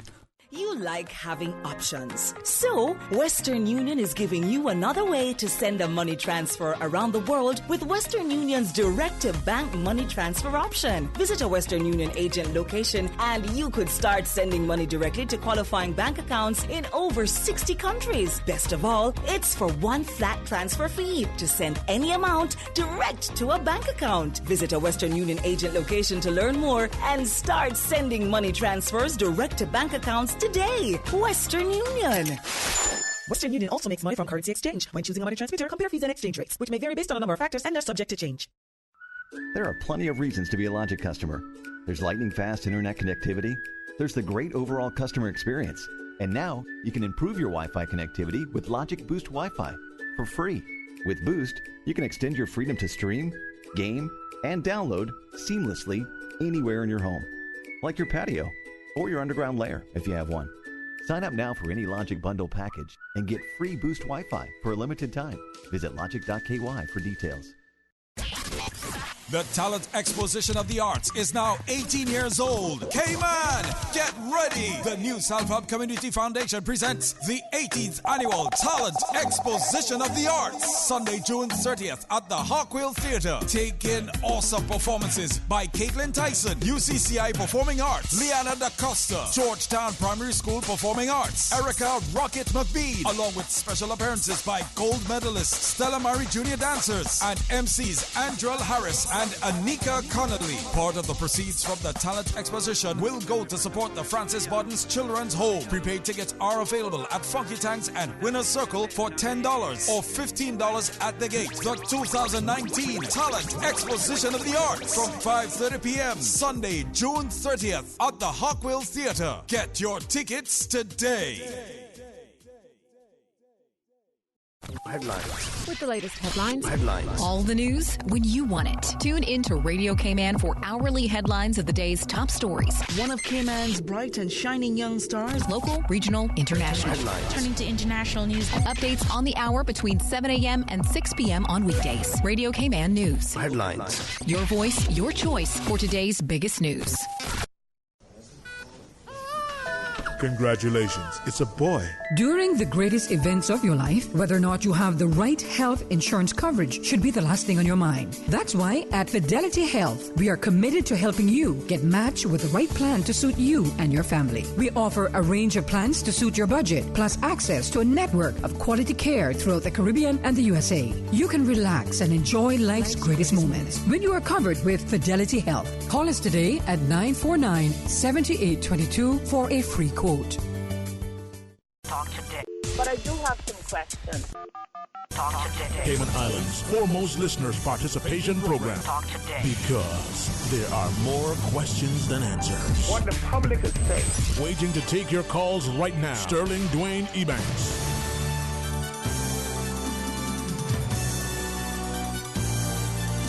Hey, good afternoon. Welcome back to Talk Today. And again, thanks for that last call in particular that was sharing the perspective relative to the banking. And we have, to the caller, we have over the years, it's been a while, maybe we need to revisit that.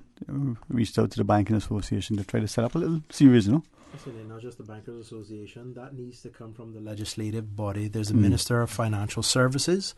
There's SEMA. SEMA doesn't act as a central bank, but there are elected people that should be addressing those concerns from a policy perspective, asking the questions on your behalf, because everybody's feeling that pinch. I'll share with you quickly a comment off here during a break that someone says, okay, the government, thankfully, provides concessions, they reduce fees in different areas, and that's great. Take off the duty here, reduce the duty there, reduce the business license fee there, whichever. But then if the private sector and the person specifically said with the banks, if fees are increasing in the private sector, their costs doing business because of the charges of the private sector, that also affects the bottom line for people and their disposable income. So how do we address that? Yes, one hand for the government to reduce its revenue because it reduces the fees. Yep. But then if you pay more service charges for the bank and higher costs for this, you really, somewhat a corporate welfare, he says. But I don't know. A different story, right? Can I ask, though, as we speak in the Johan Moxham, if I could ask, the process with the port in particular, there's the economic, the financial cost, there's the environmental, there's the social, there are the other things that will come with that when we look at the infrastructure. But at the end of the day, if the government, and I believe the Honourable Deputy Premier and Minister for Tourism has said the bids are imminent, we should know what's going to happen in short order. Right. So the government goes forward, and then the referendum is going forward, the verification process. What does that mean? Well, let's just start at the beginning. Okay. Remember, there was a process that they were following. We were told that there were originally 3 final bidders. That was announced at the September 26th meeting, 2018, at the Family Life Centre. Meeting hosted by the Ministry of Tourism, led by, or I guess chaired by the Chief Officer. The Minister spoke at length. You had Carnival Cruise Lines, Royal Caribbean Cruise Lines. You had the Procurement Office. You had Mr. Timmy Adam on stage there also. And it was confirmed that there were 3 bidders. Ladies and gentlemen, the French bid, which was the 3rd bid, fell out or withdrew before Christmas. That left you with 2 bidders. Those bidders being Verdant Isle Group, which is made up of McAlpine, Royal Caribbean, Carnival Cruise Line, and Orion Development. That's 1 bid. And then the other bidders were China Harbour Engineering. Now, the government have yet to confirm that, the 3rd bid is not in play. Again, that's their level of transparency. When things are going good, they tell you about it. When things are going bad, they kind of pretend it never happened. Right, so you got 2 final bidders now. You got Czech and you got Verdant Isle Group. No problem. They always said that this is how the process was going to go.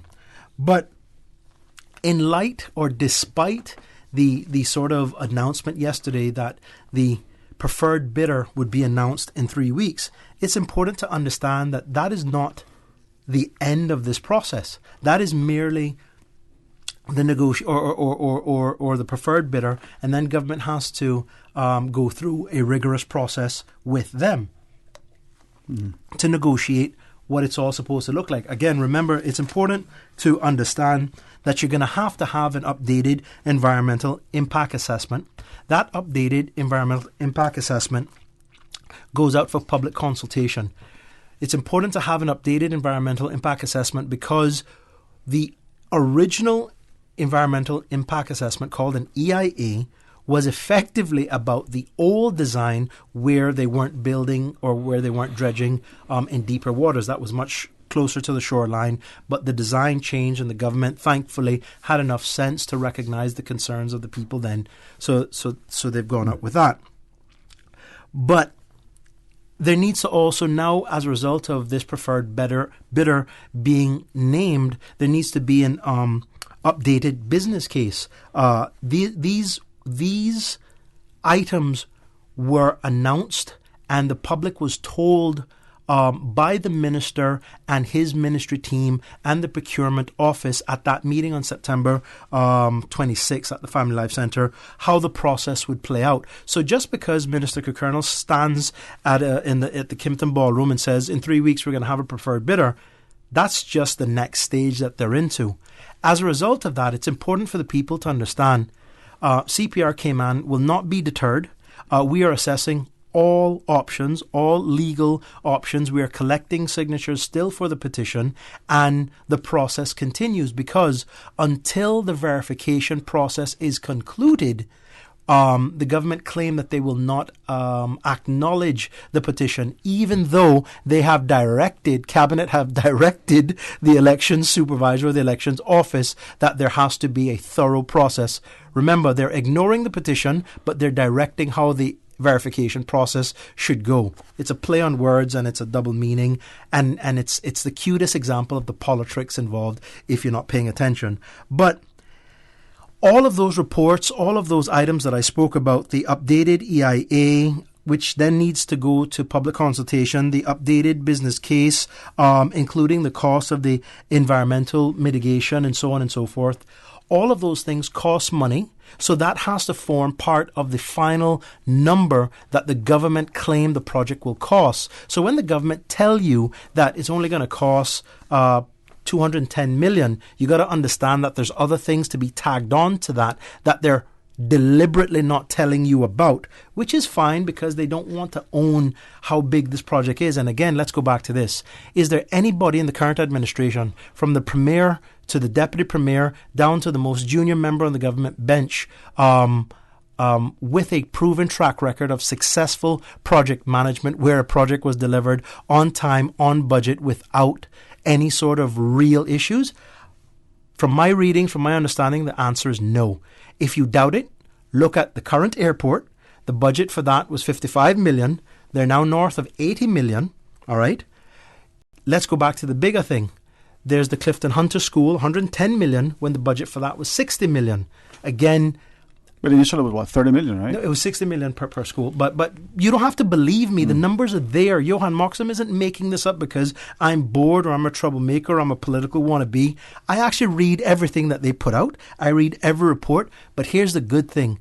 There are hundreds and thousands of Caymanians that pay attention to the very same things because the devil is in the detail. What the government does is they make big announcements to basically grab a headline. But when you look into the reports, you understand, okay, this is not as good as they say. For instance, they are relying on the tagline of, we've used best-in-class professional services. We use PwC and we've used KPMG and they've said that there are no issues.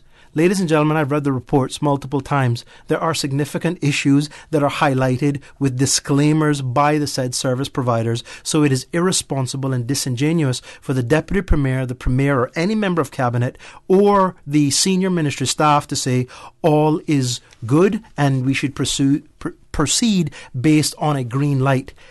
That means they did not pay attention to the things that are littered in red, and there's something called a disclaimer statement in these said reports. Every professional service firm does that. But because the government are in the business of peddling propaganda, because that's all it is, they basically know a lot of people won't take the time to read these reports. But unfortunately for them, we're living in 2019, not in 1985. People actually read these things now and pay attention. If I may ask you, Jan, from the perspective of the wider populace, because we, I believe, are trusting of our elected officials. We believe that they genuinely are committed to doing what's best for the country. Some of them are, right? Some of them. So the government says, with respect to the port project, yes, there was an organised grassroots initiative to get a petition, hoping for a referendum and looking. All right, but we're going to press on with the project, and we're going to have an announcement in a short order. For the general public, then, is this an issue of influence and persuasion that they would say, well, you know what, it doesn't make sense because the government's going to go ahead with it? You're absolutely right. The announcement is intended to cloud the issue and have those that aren't paying attention say, man, this is a done deal, let it go, so on and so forth. But there's a process. The government claim to be following a process. What the government aren't doing is they aren't telling you about the next steps in the process. They're just trying to win the PR battle of saying, well, we're going to make a decision, an announcement in 3 weeks, and you'll have your preferred bidder. It doesn't stop there, ladies and gentlemen. What you need to do is demand that the government explain to you, because you don't have to believe me, but what is happening is because the government aren't telling people what the process entails, it provides a vacuum for people like me to come in and go, hold on, what about when you said X? What about when you said Y? What about when you said Z? And that drives them crazy because nobody wants to be held accountable. They cannot win a PR battle because this entire thing is riddled with missteps, misinformation, and narcissistic sort of management of this thing. Let me give you an example.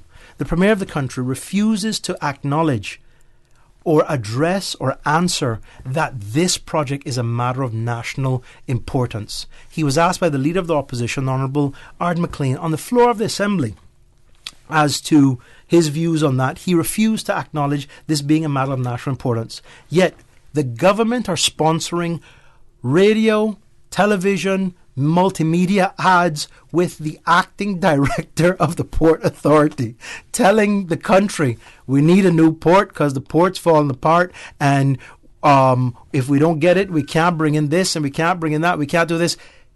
From the time you're using the acting director of the Port Authority to make the case for you that this is important for the country, you're losing the plot. Secondly, the Premier and the Deputy Premier are on record telling the country over several months, if not years, and this project spans two administrations, that this is a key project for the country. If this isn't an issue of national importance, why are you spending the time, energy, money over two administrations to make the point? And here's the real kicker. The Premier is leading a committee. It's called the National Conservation Review Committee, whereby they are effectively trying to remove key provisions in that law that will remove the need for environmental impact assessments. That in itself, if this isn't an issue of national importance, why are you going to such great lengths to gut a piece of legislation brought in by the previous Minister of Environment, Wayne Panton, that they all took credit for?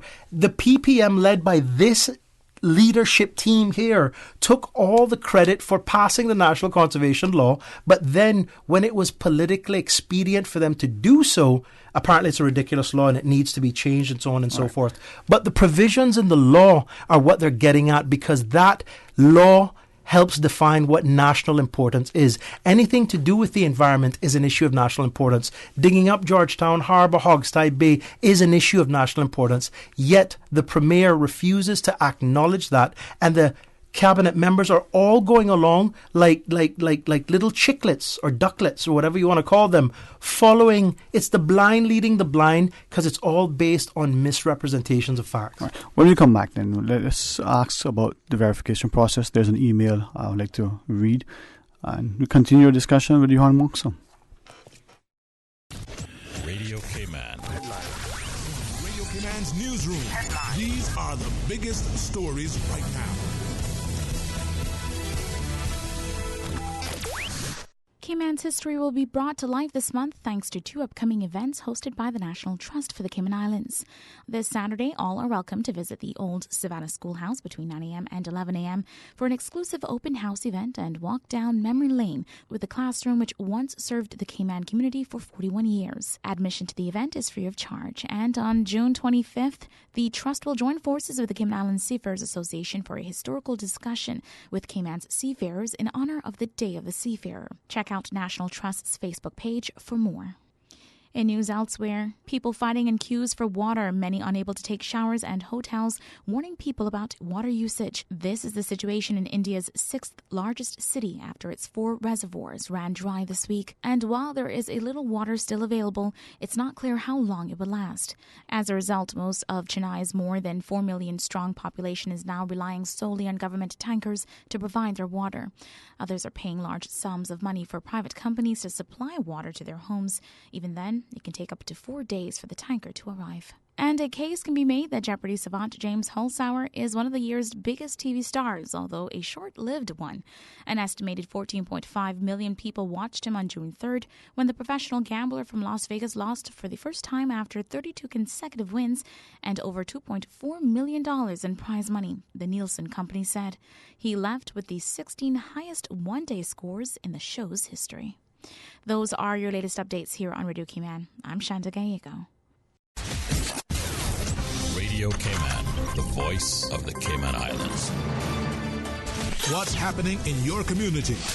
News and information, music and more. You can find us. www.radiocayman.gov.ky. Like us on Facebook and follow us on Twitter. Radio Cayman is your choice, your voice for today's biggest news. Radio Cayman.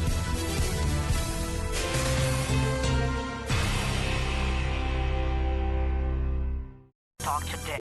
But I do have some questions. Talk today. Cayman Islands' foremost listeners participation program. Talk today. Because there are more questions than answers. What the public is saying. Waiting to take your calls right now. Sterling Dwayne Ebanks.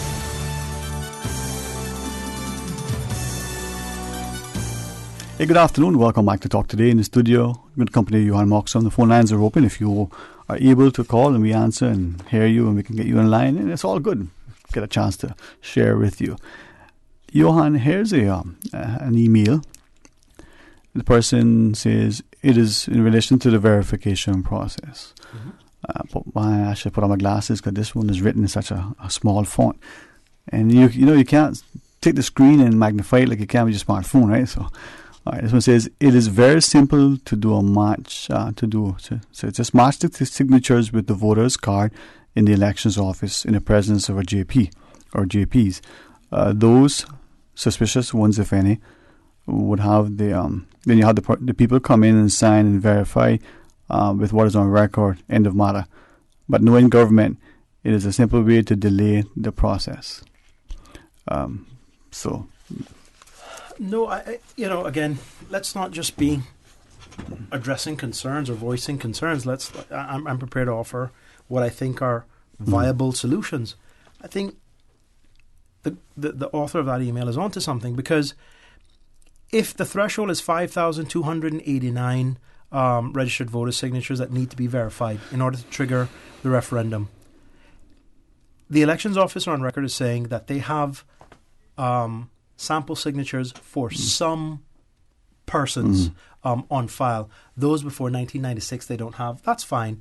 But you should be able to go through the list that has been bound and presented to you with the sample, with the copies of signed petitions, signatures, and then basically cross-reference that with what you have on file. So let's say in a perfect world, you get 3,000 signatures that you are able to verify by cross-referencing what is available at the elections office.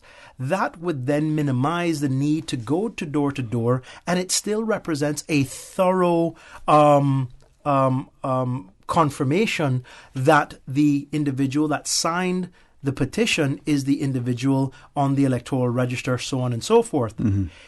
If the elections office and the governor's office who directs that process is unwilling to allow something as basic and as logical as that leads you to ask the questions as to, well, why not? Isn't being fair, objective, reasonable, and serving the best interests of the country, the citizens, and the process the most important thing? Now, if, let's say, I'm using that example, let's say there were 3,000 signatures that they're able to verify because it's already on file, that means you just got to go find 2,289 door-to-door sort of things that you should be able to confirm in a matter of weeks.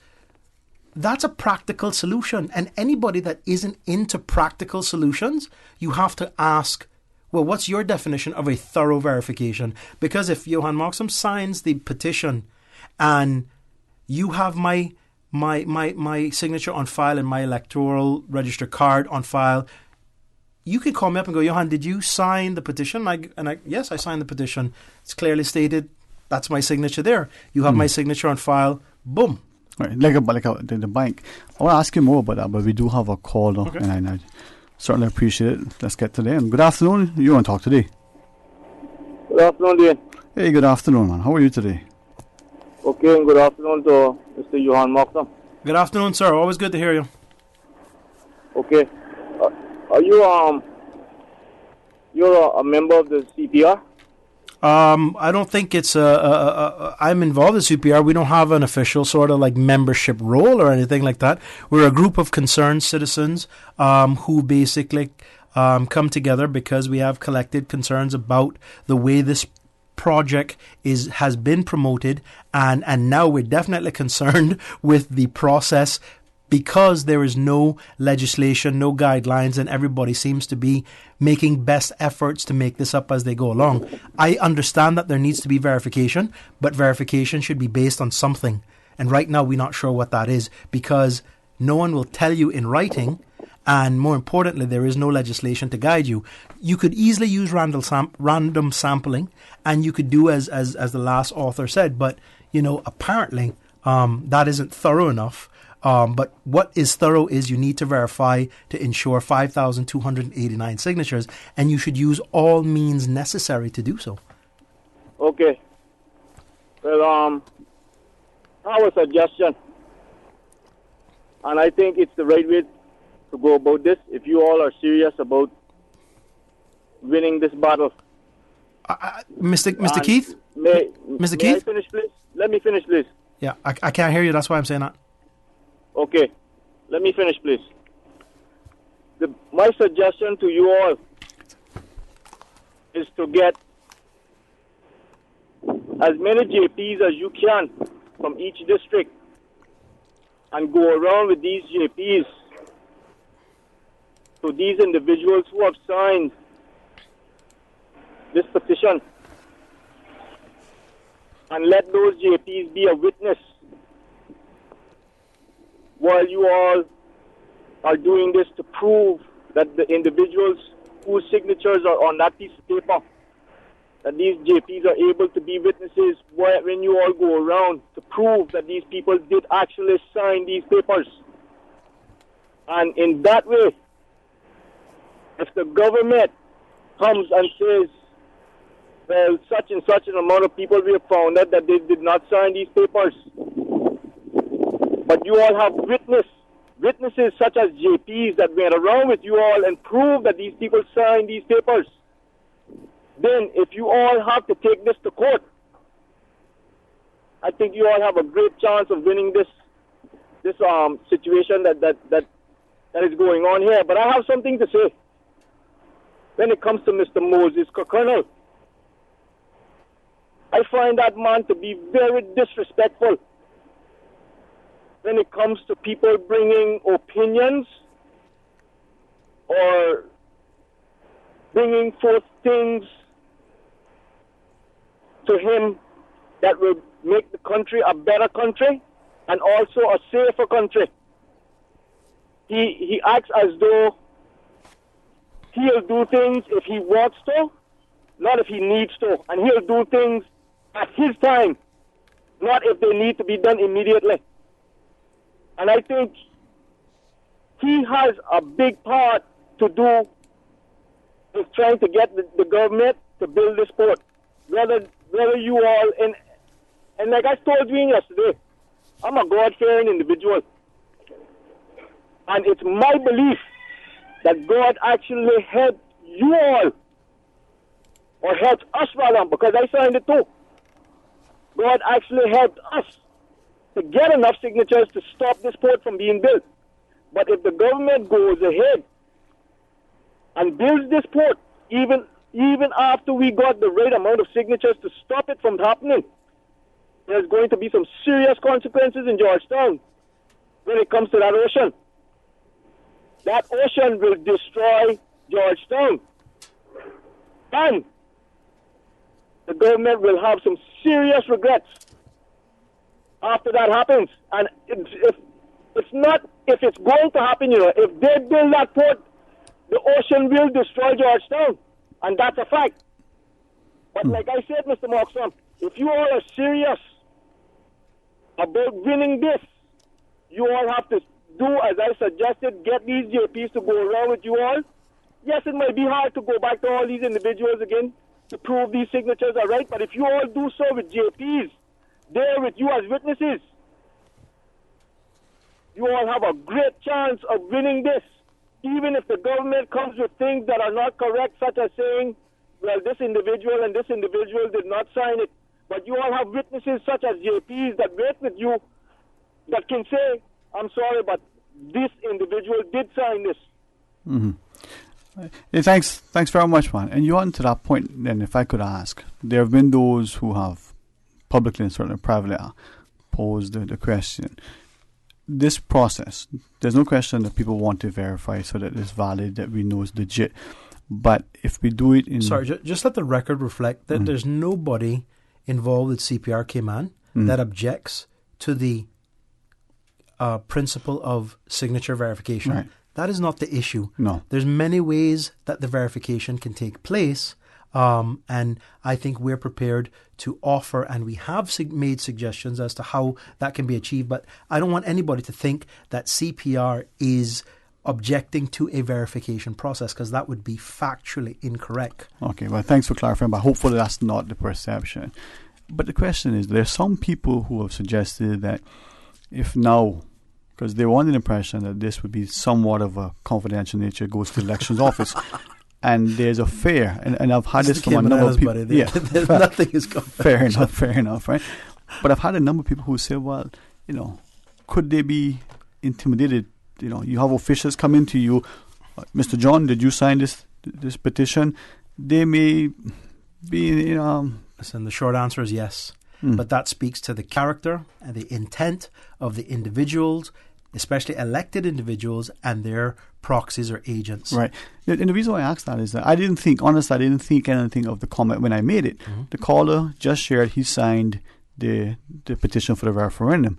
I don't interpret that to mean that he has a view for or against unless he says his view publicly, right? Right. I signed the petition not because I'm for or against, right? I signed it for two reasons. And I only now say this publicly after someone said to me, oh, you signed the petition, you're against the port. And I go, huh?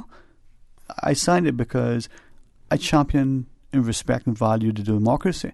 I hope Mr. Ebanks is in mind, but when he comes on as part of the veterans and he talks about the freedoms that we have and the fact that over time I've come to know that people like him under very perilous circumstances fought, just like my uncle, just like other people, during World War II particularly, but even more recently in the skirmishes, primarily as part of the U.S. Armed Forces, right? So we still have families that are involved with this today.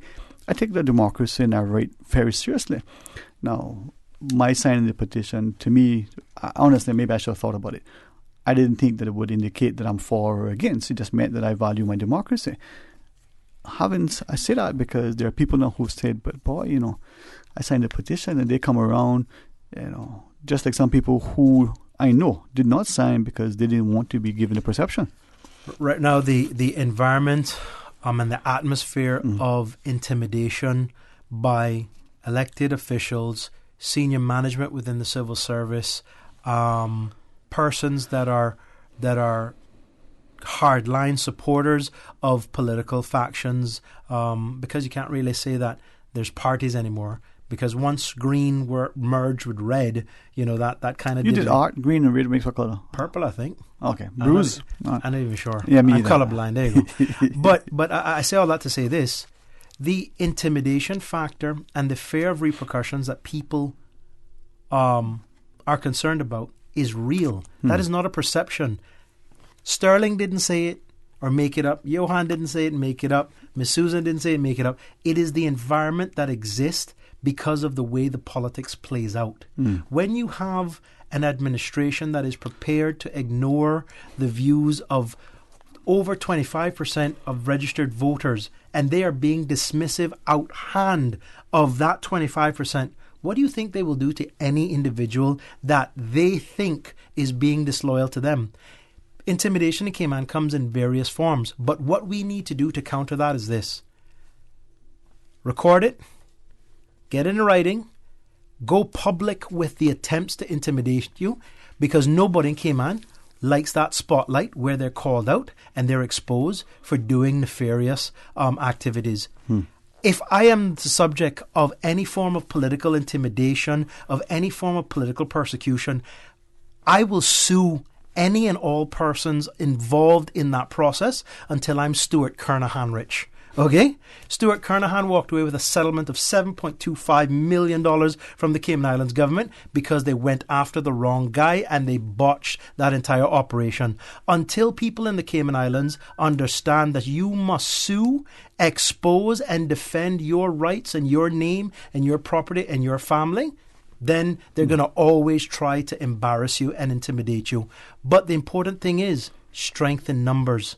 Everybody that knows Sterling is the subject of intimidation or some sort of intimidation tactics, we have to support Sterling instead of shunning him and going, you see what happened? You see what happened when you do that? You next. You next. Yeah. No Caymanian should suffer from any form of persecution, discrimination, or anything because they hold a view. You know how many thousand people signed the petition because I can't make a decision on whether this is good or bad because the government haven't given me enough and given me the facts. And I want to have a right and the ability to sign a petition that forces the government to give me all of the data, and more importantly, it will force the elected officials, all 19 of them, to state what their position is, why they support it, why they don't support it, and so on and so forth. There are thousands of people that have done that, but it is the narrow-minded, narcissistic, arrogant, malicious, intended politicians that think if you ask questions, you're against them. Ladies and gentlemen, had the government been open, transparent, and honest with the people from the outset, there would not have been a people's initiated referendum. Right. But any time that you try to rule with a heavy hand and fear, that has consequences, and their consequences will come in 2021. All right, let's pause and take a final break. When we come back, more talk today. A caring and community spirit, cherished family and cultural values. These are some of the things that still embodies the Caymanian way of life in the Eastern Districts today. Savannah Pharmacy, your neighborhood pharmacy, located in Countryside Shopping Village, is delighted to offer products and services of real value. Whether it's catering to your family's medical needs or carrying apparel, gifts, and beauty products, Savannah Pharmacy provides you with more than just prescriptions. Remember, they're always just around the corner with everything your family needs and convenient opening hours, including Sundays and holidays. Savannah Pharmacy. For more information, call 946-3336. Dessert lovers, Exquisite Edibles presents an exciting series of cookie making and cake decorating workshops with award-winning cake designer Daniel Catan at Savannah Primary School, Tuesday, July 9th to Sunday, July 14th. Sugar roses, buttercream, fondant, 3D cakes, cookies, and a wedding cake masterclass. Beginners and advanced learners are all welcome. Price ranges $150 to $200. For more details and to register, call or WhatsApp 917-5538. or email exquisite.edibles@yahoo.com. Exquisite Edibles brings Daniel Catan to Cayman, July 9th to 14th. Hurry, space is limited. Discover your purpose. Unleash your potential with U.S. Grammy-nominated gospel singer and motivational speaker, 22-year-old Jacqueline Carr, and local youth talent at Gospel Fest 2019. Lion Center, Sunday, June 30th, 6:30 p.m. Tickets $15 pre-sold. Performing Billboard hits, You're Bigger and You Will Win. Jacqueline Carr at Gospel Fest 2019. You can't afford to miss it. Tickets available at the following outlets: Cayman Islands Conference, ABNC, ValueMed Pharmacy, Christian Enlightenment Center, Bellagio Salon and Spa, Campbell's Auto Repairs and Sales, Funky Tanks Limited, the Physiotherapy Center, Rankins Plaza, Shop number 11, Plaza Venezia, North Sound Road. Talk today. But I do have some questions. Talk today. Cayman Islands' foremost listeners' participation program. Talk today. Because there are more questions than answers. What the public is saying. Waiting to take your calls right now. Sterling Dwayne Ebanks.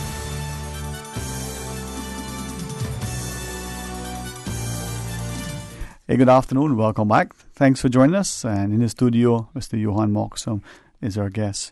Hey, thanks very much. Johan, I think this is continued dialogue, and as we continue discussion, Ms. Susan reminds us to have a caller, and we go to our phones. Hey, welcome. Good afternoon. You want to talk today? Good afternoon, Dwayne. Good afternoon, boy. What do you say? How was everything? All right. Dwayne, I just want to comment quickly in the process of the referendum. Mm-hmm. I think the people who get the signature of the referendum have no right to object to the government in or the election office checking those signatures. And the process is legally right what the election office doing. So if those people are saying to the government, you have to follow the law, also the people who get the signature, responsible about the referendum, they should respect the process and the laws. Also, I object to the statement of the Minister of Tourism today in the issue of that he is not, no matter what the result of the referendum, he gonna do in the process and all of that. Both sides is not respecting the laws. They need both sides, the government and the people behind the referendum, need to respect the laws, and checking the signature is something legal and right, and I am with that. But also the government needs not to say such statement by the Minister of Tourism. He is wrong too. So thank you and have a good day. You too. Thanks very much. That's the beautiful thing about democracy. Mr. Amjad can call in, voice his concerns, and that's his view. It's not for me to tell him that he's wrong. I might have a different opinion, but we'll agree to disagree, because if Mr. Amjad or anybody who holds that line of thought can confirm where in the referendum law that does not exist what the process for verification should look like, I'd greatly appreciate it, because the Constitution is the only legal document that speaks to a people's initiated referendum. There's nothing in the in the elections law that speaks to a people's initiated referendum. So whatever process is being followed, nobody knows what that is, because there's nothing in a law that is currently available in the Cayman Islands, or guidelines or regulations that is guiding the process. So I'm happy to agree to disagree with him, but the reality is, how can you respect something that doesn't exist or help to guide you? So in fairness to the elections office, they're doing the best that they can, and it's not their fault that the law doesn't exist. That lies squarely with the cabinet of the government of national unity that knew that we were going to get to a stage, or should have anticipated that we would have gotten to the stage where a referendum petition, a people's initiated referendum petition, would be handed in. All right. We do have a call. It may be the final call. Let's go to our phones. Welcome, you're on Talk Today. Hello, good afternoon. Hello. Hi, afternoon, my friend. Afternoon, Sterling. Afternoon, Johan. Don't leave Radio Cayman a bill for being on radio for so long. But I will say it was a very good show. I think that there was a lot of good points made, of good conversation about a lot of the concerns. And one of the things that I wanted to just highlight, as I always have, is that if we look at the election law and the right to vote and the right to carry a registration card, and then for us to believe that the registration card is not sufficient enough for us to cast our signature on a petition, which is granted to us by way of the 2009 modernization of the Constitution, again, to your point, with no law, but yet somehow we are to accept a process that has been made up as we went along. Now, granted, I agree with Johan when he said that we have a lot of respect for Mr. Howell, and we don't envy him in any way for having to deal with this process where there's no law or guideline or protocol or process in order to carry out these responsibilities. But I think that it's not unfair for the individuals who have casted their signature on this petition in order to have an opportunity to participate in democracy. For us to ask the question, why is it that we have to fill out a form, and why are we not verified that form? Even if you took the form and you filled it out and you signed that at the election office, if that's the process in which you choose as an individual, why is the election office not using the petition that was given to them by the CPR group, which is the original copy with all the original signatures? Why are they not cross-checking that with the individual as they come in to ensure that that is the person that is verifying their signature on a form, which they have to now go back and cross-check? Because in my mind, you're not verified until they're verified it against the petition, and that it's my it's my right as a registered voter in this country to ensure that when that process takes place, that it's in my presence, to ensure that I've been verified. So I have no doubt in my mind when I leave that building that I've been verified by the election office with the original petition in which was handed in, and the reason and the sole reason why I'm in that office is because of that petition. But yet that petition is absent. So far, out of the 80 plus people who have gone in, none of which have identified that the election office have brought out the petition to cross-reference their signature and their IDs with the signature that's on the petition. And I find that concerning because I don't want anything to get lost in translation. So, for instance, if one of those forms get lost, and it's to nobody's fault, it's just human error which occurs all the time. If one or two of those forms get lost, that person can't be verified because, one, you have no record of it anymore, and two, when you go to cross-reference, it's absent, so it doesn't go in the verified box.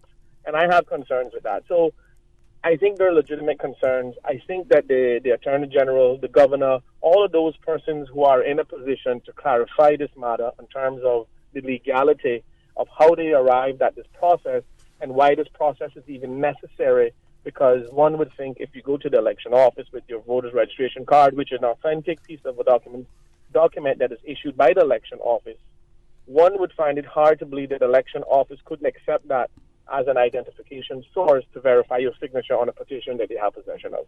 So I just want to point that out. I know it may sound complicated, but it's really not. Mm-hmm. Are you the person who signed the petition? Yes, I am. Do you have your voter's registration card? No, I don't. Or yes, I do. Are you a registered voter? Yes, I am. They have the list. Cross-reference it with their list. Check the petition. Put it in a tick mark. Either it's verified or it's not. Moving right along.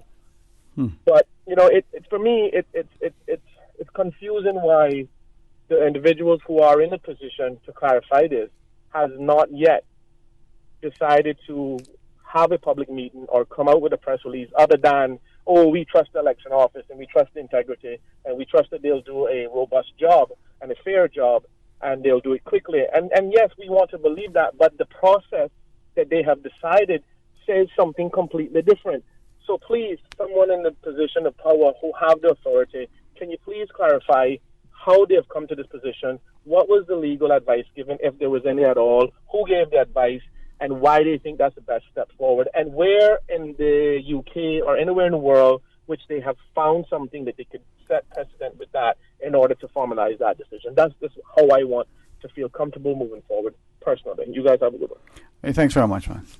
No, I'm not going to publicly argue with Mario. We do that enough privately at our CPR meetings. But I agree with what he said, and he's raised some concerns. Again, it's important for the public to understand there's nobody at CPR, there's nobody that I've engaged with that is concerned about, I don't want to be verified. Of course you need to go through a verification process. It's just that there's ways of ensuring that there's a thorough verification process that will save time, effort, energy, and more importantly, money. Because the government are purported to be hiring 100 people to go and begin the door-to-door process. But those people need to be trained. Those people need to understand what they're asking. If you can save money in that process by doing what has been suggested, cross-referencing what's available at the elections office on file there, that should remove the need for you to show up at my house when I'm telling you on air, hey, I actually signed the petition. But I'll also say this. There are people that signed the petition that are for the port. There are people that signed the petition that had concerns about, all right, cargo is the most important thing to them. So the petition and the signatories or electors who signed the petition were not all concerned or anti-port in the way that the government, the pro-port lobbyists, and the other Kool-Aid drinking zombies would tell you. There are people, and there are hundreds of them, if not thousands of them, that said, listen, I want some more information, but I want the right. And I think the cargo component is the most important side, because the government failed where they made it about if we don't have piers, cruise ships won't come. When you're at record numbers, 1.92 million passengers at the end of 2018, and it looks like we're going to surpass that this year, if you just look at the statistics that were provided by the Department of Tourism, building their argument on cruise passengers that's building a house on sand. Cargo was a key part, and I'm telling you now, I have no objections to them improving the cargo side of things, because that is best for the country. And I will be labeled as anti-port for the rest of my life, but I'm anti-expensive, narcissistic projects that serve as monuments to the egos of elected officials and their minions who are desperate to remain in power, but it will ultimately cost me, you, and every person and future generations money. That is the issue. There's nothing more. It's not even about the port anymore. Now it's about the process. It is. Thanks to Susan for just a couple of more seconds. I just want to quickly read a comment that was shared with us. Hold on. If that's the comment about whether I'm getting paid for this, I am not getting paid for this. I've heard pro-port lobbyists put out there that there's members of the CPR group and other concerned citizens that are getting paid. Ladies and gentlemen, that is a malicious falsehood. It is an outright lie, and it speaks to the character of the people that are telling that story. I or nobody that I'm aware of in CPR are being paid. This is truly a grassroots initiative made up of concerned citizens of a diverse background, first generation, multi-generational Caymanians. Nobody's getting paid, because if they were paying, I would need to be making $500,000 a year off of this at least. All right. Fair enough. And with that, Mr. Johan Moxham, thank you very much for your time. And to our listeners for sharing, and I trust that we'll continue to champion and defend, and promote our democracy. This is truly a remarkable place, and I just love, the privilege of living here. Mr. Sterling, thank you to Radio Cayman. Thank you to yourself as the host, Miss Susan, who does an incredible job, and anybody that believes in fair, objective, rational debate. There's nothing that has been said here today that is malicious, that is slanderous, that should cause any sort of political fallout or retribution. But it will happen. You know why? That's how the leadership of this country operate. The small-minded, desperate, power-hungry crew that run the country don't think that you or Radio Cayman or anybody should have anybody offering an alternative perspective or the other side of the coin. But what has happened here, this is how democracy works. It's no different than those persons wanting to sign the petition to have their voice be heard. It's no different than what happens in a bar room or anywhere else. What cannot happen, though, is you cannot dismiss persons that sign the petition that have now gone away for the summer or have gone away somewhere and they can't be found. They exercise their democratic right under Section 70, and everybody should be afforded that opportunity to have their voice and their signature counted as per the intent and the spirit of that particular piece of the Constitution. All right. Well, thanks to you and to others and to all of us. Let's work together for the collective long-term good of this country. Listen, tomorrow is Friday, and as Friday comes in, it's another day that you can have a chance to share your thoughts with Mr. Art in the morning for the record. So please join him. Come back. It's our monthly See What I was saying. And Ray Banker has been busy, as usual. Boy, Ray... not just smart, but very, very... By the way, I love that show. Yeah, I'm at my desk. I'm listening to that. The two of you are comedians. The only thing missing is Craig Merrin, the other crazy person that I know. You guys are incredible. You guys do a fantastic job. Thank you, man. It's one of the best shows on Radio Cayman. Well, thank you. And I tell you the truth, that's the hardest I work, to keep up with Ray. That man is so intelligent. He has so much material, and he gives you something to do. It has to be done then and there, because you get something if you don't, and he'll go through 5,000 hours of video and 50,000 pages, and he expects you to do it at the same pace. Does he have OCD or something? I'm not qualified medically to be able to render such a diagnosis, probably. But no, man. You guys need to transition that to a TV show, because it's good stuff. It really, really is. Listen, man, it is. You might get fired though if you do that, but hey, it changed anyway. He has, honestly, thank you for saying that, but he has some incredible plans when we first formulated that show of what he wants to do in relation to the schools. We've reached out to educators to help us. It's like one of those things, sometimes people don't like something when it's not their idea.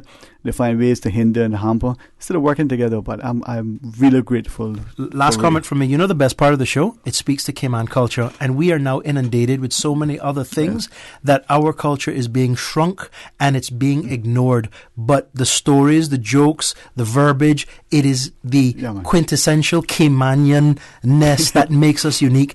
And anybody that doesn't like that or that sounds uneducated, you came and found us here, You need to accept us. We don't need to conform to you because this is what Cayman is. Well, thank you for sharing that. And I'll say this from two perspectives. What has been great about doing that, not just that it helps to inform all of us in trying to research and prepare it and realize how much we have that we don't even know we have, and the few that have it don't know that not everybody knows it.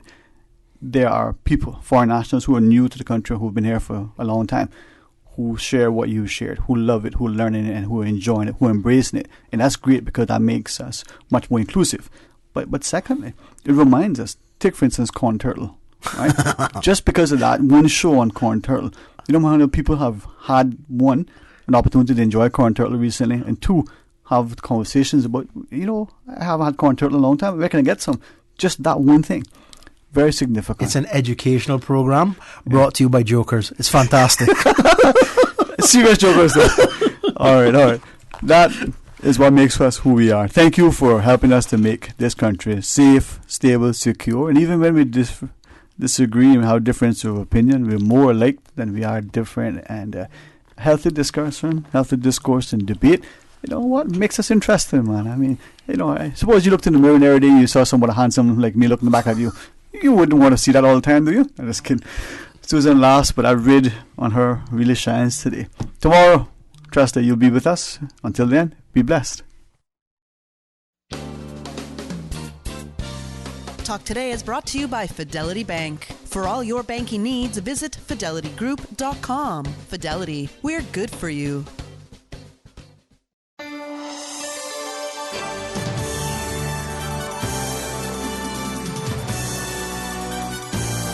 Shaken yet standing firm. This is Radio Cayman in the Cayman Islands.